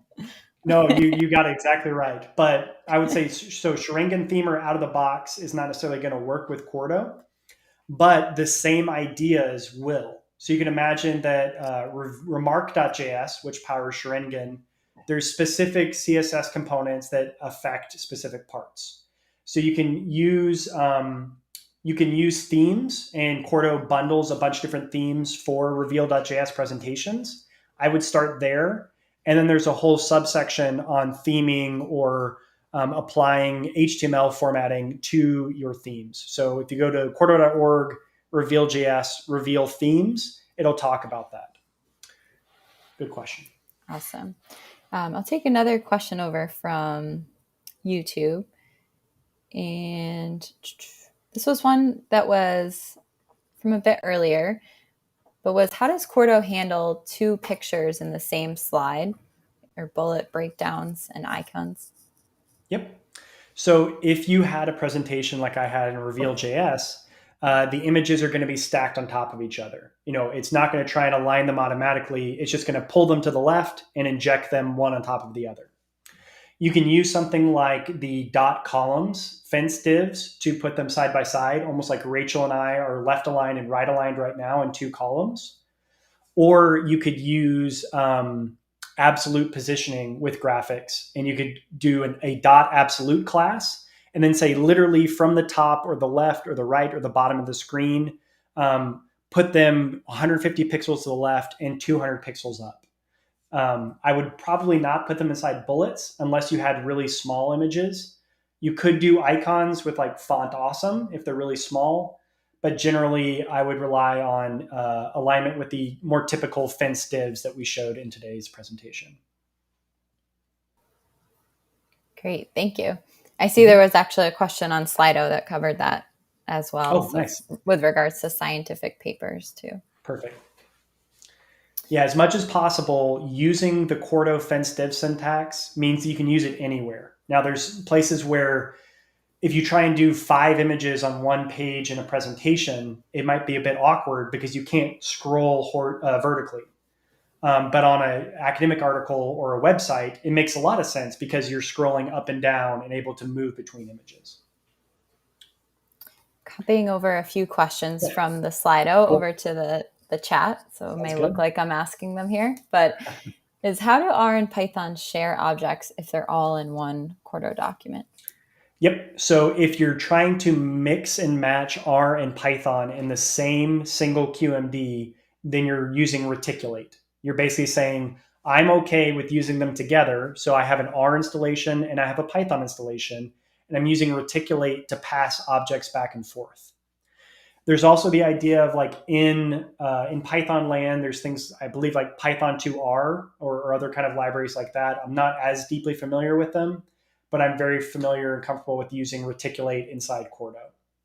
The alternative is within a Quarto project, you could have a native Python document that someone's editing on a whole different computer, like we were talking about earlier, and an R document that I'm editing on my computer, and we can still collaborate by using freeze equals true. And we're passing just data back and forth. Like Rachel, works on a Python document, writes out a Parquet file that I then ingest into R and work on in a separate document. That's totally possible as well, where you don't have to mix and match them in the same document, but in the same project. Great, thank you. And there are so many great questions here today too. So we will make sure that we answer them in some format, like a blog post, and put that on the community.rstudio.com site too. Maybe do a couple more and then we'll move over to the blog post. I know I don't want to keep you too long and we're already 2 hours and 10, but I'm having a good time, but I want to make sure we'll probably be here all day. Sounds good. Let's Yeah. say, well, maybe we'll do 3 more. Is that okay? Perfect. Sounds good. Okay. Can we add SQL script in Quarto? Absolutely. So knitr actually allows you to execute SQL code in a knitr code chunk. So rather than using R as when you're doing your brackets, it would be like backtick, backtick, backtick, curly bracket SQL, and you could write raw SQL code. Or you could use something like dbplyr in R to write SQL code via dplyr, and it'll actually do the conversion for you. And I believe in Python, there's a couple libraries like SQL Alchemy that allow you to write Python code that executes actually as SQL as well. Perfect. You put a lot of pressure to pick a few questions here. There's a lot of questions. Let's make it 5. There you go. We'll go to Okay. 120. How about that? I'm going to go by some of the top voted ones that are Sounds on good. Slido, so I don't have to make the decision. But somebody had asked, and let me copy it over here. What are some of the advantages of using Quarto over Emacs, org mode? Yep. You can read it there. Absolutely. Yeah. So there's a lot of different ways of taking a document with literate programming. Part of that is like you have things like Jupyter and MB convert. You have Jupyter and NB dev. You have Quarto. You have R Markdown. You have raw pandoc. You have org mode, which is actually an extension to Emacs, where like in your like terminal inside Emacs, rather than an editor, you can write documents with literate programming. Rather than saying what the advantage is kind of making it language and location agnostic. Whereas Emacs and org mode kind of says you're basically saying like you're going to work inside that format only. Quarto is really just plain text. So you could use it in any text editor. You could use it without a text editor and just use it inside a terminal if you really wanted to. You can use it like really richly inside RStudio and VS Code and inside Jupyter. And you're meeting people where they are, as opposed to saying like, this is the only way to do it. It's like you're allowing different editors and different languages to meet in the middle. I will say though that like I'm not deeply familiar with org mode as a user, but I'm aware of like there are other things out there that are great and get things done, and just calling out a few of those. Thank you. Another upvoted question on Slido was, how do we comment a line in YAML? Yeah. So I would typically say I don't add like commenting to YAML code, in terms of like, I'm always a bit nervous about messing things up. You can do a pound sign in front of specific lines, and that, at least in Quarto, appears to comment out that line and it no longer executes. But more typically, like if you're trying to say like I'm doing this specific thing and like writing out a description, like literate programming of YAML, you might actually just want to put that into a comment below the YAML. Like you can do an HTML comment or a hidden code chunk that doesn't display when you render the document, but it says this is why I'm using this YAML option, as opposed to trying to constrain yourself to figuring out a way of doing commenting in the YAML chunk itself. Awesome. One other question from Slido was, I have a blog based on Blogdown. Yep. Should I be creating new blog posts in Quarto? So what I will say is you should ask yourself, and this is a deep introspective question, do I love Hugo or do I not love Hugo? Hugo is the rendering engine that Blogdown uses. So when you're actually using Blogdown, you're writing .rmds or .rmarkdown files that generate .md files, and then you hand over everything to Hugo to render it and create HTML. That is really powerful for creating exceptionally complex and specific websites. I can think of some of the websites I've seen that like people like Allison Hill has created that are just beautiful and very functional and amazing. I am a noted Hugo non-fan. Whatever the opposite of a stan is, I am not a stan of Hugo. It's a separate thing that I have to manage. The Blogdown team has done a lot of work to make it much more user-friendly. But for me, it just was not the right option. Like it was not something I loved. If you have a very complex workflow and Blogdown's working for you, again, we're going to maintain Blogdown, and you can technically write Hugo-style Markdown documents with Quarto. Some of the things you lose by using Hugo as your rendering engine is things like interactivity, because you're only writing out that MD that then gets parsed by Hugo. Is you're always going to be limited in the things you can do with HTML widgets or Jupyter widgets or observable, because you're writing like plain text. But Blogdown's very, very efficient at rendering like 1,000 blog posts. And I know for some people like Yiwei, he literally has a blog that's been going for 15 years and has thousands of blog posts. For him, the conversion cost it doesn't make any sense. Like his blog is working great. We're maintaining Blogdown. He's actually the maintainer of Blogdown, so he knows it's not going away. So you don't have to, but I personally switched over to using Quarto blogs from Distill. So if you're coming from the Distill land, I would say there's a much stronger emphasis that Quarto brings a lot to the table that you're familiar with Distill, but does it better. Long Thank question. Long answer, sorry. Okay, 2 more questions. I see Cool. Caro had asked on YouTube Live, is it possible to mix text and image content in the layout div? So you can. There is a section of the page, authoring figures block layout. And I'm going to type this in and paste it here into the chat if you want to highlight it. Kind of, you can. There are certain times when things are a bit more surprising than I'd like, in terms of like if I'm trying to mix text and images in a table. That's still something that Quarto is working on for making it a really good experience. But with the general block layout syntax, which is very similar to like layout number of columns equals 2, you can mix and match some text, some paragraph, lists, and graphics together. But still more work for us to do to make that really, really, really good. Great, thank you.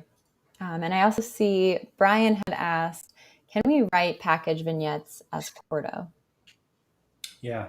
So it's kind of a dependency with CRAN. So CRAN is expecting like .md and .rmd files.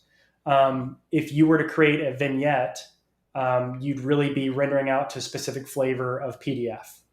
I don't believe off the top of my head that that's ready to go right now. Edgar Ruiz, part of the team here at RStudio, is working on a package called EcoDown, which allows you to write essentially like complex websites that encompass multiple packages with Quarto, and using that kind of as an extension of more of package down.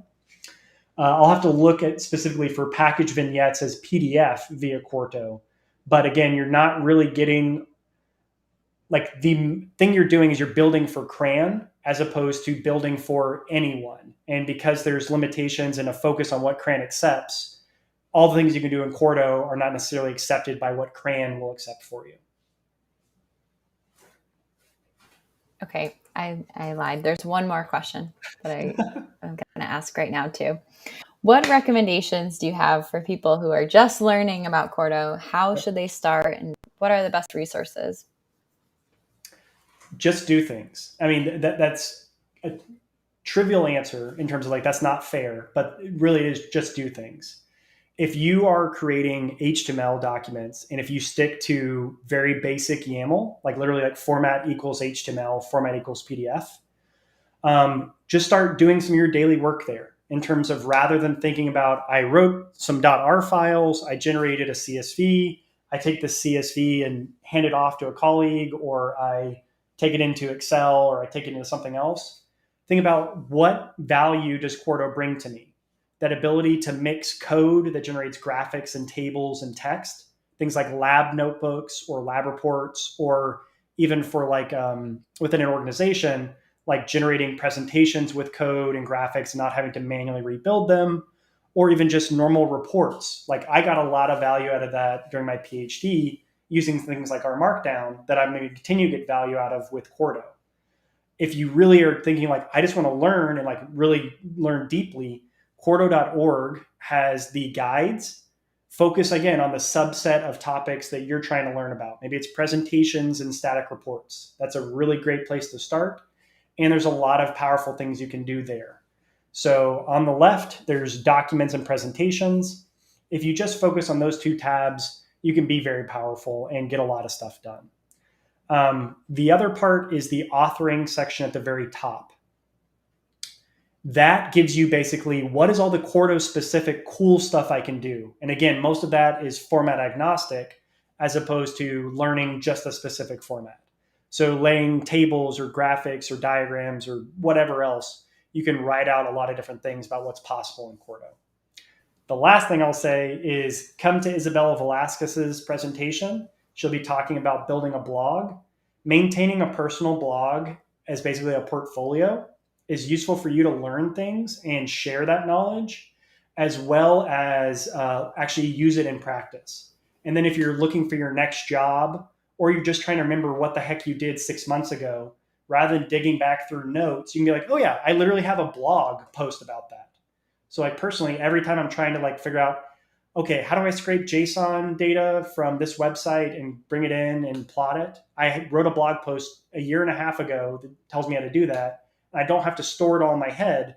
I can use the reference material I wrote for myself. That's great. Thank you, Tom. And I know Absolutely. somebody put this tip in the Slido link as well, but also recommended to check out Mine's Quarto tip a day. And I'll share this again right in the chat window too.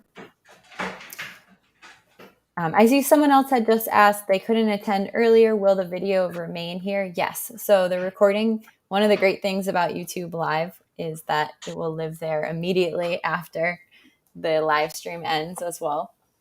And so you can go back there and review the content. And then if you have follow-up questions, I would recommend, again, using this community thread here so we can all help support each other there and answer questions as well.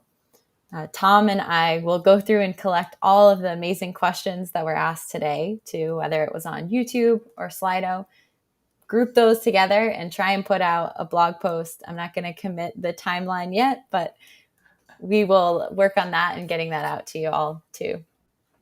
But thank you so much, Tom, for the workshop today and sharing all your insights with us.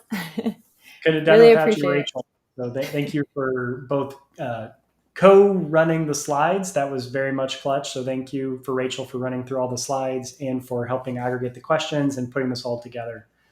Shout out to Rachel in general. So she does put together the data science meetup and many other kind of group community events. A great person to follow on LinkedIn or Twitter just to stay abreast of like what are all the cool things that the community is putting together and all the different events that are happening. I'll let you talk about it, but just like very much appreciate the work you do. So thanks, Rachel. Thank you, Tom. I put the link here too. If people want to find out about upcoming events, I'd love to see you all there. They're welcome. Everybody is welcome at these. You don't have to be a professional customer of RStudio or feel like you're an expert. You could have just started. Everyone is welcome. You can listen in, you can join the conversation, whatever you feel comfortable with too. And so you can view just like upcoming community events there, but everything is also recorded and shared to the RStudio YouTube as well. Thank you all for joining us here today, and huge thank you to you, Tom. Really appreciate it. Have a great rest of the day, everybody.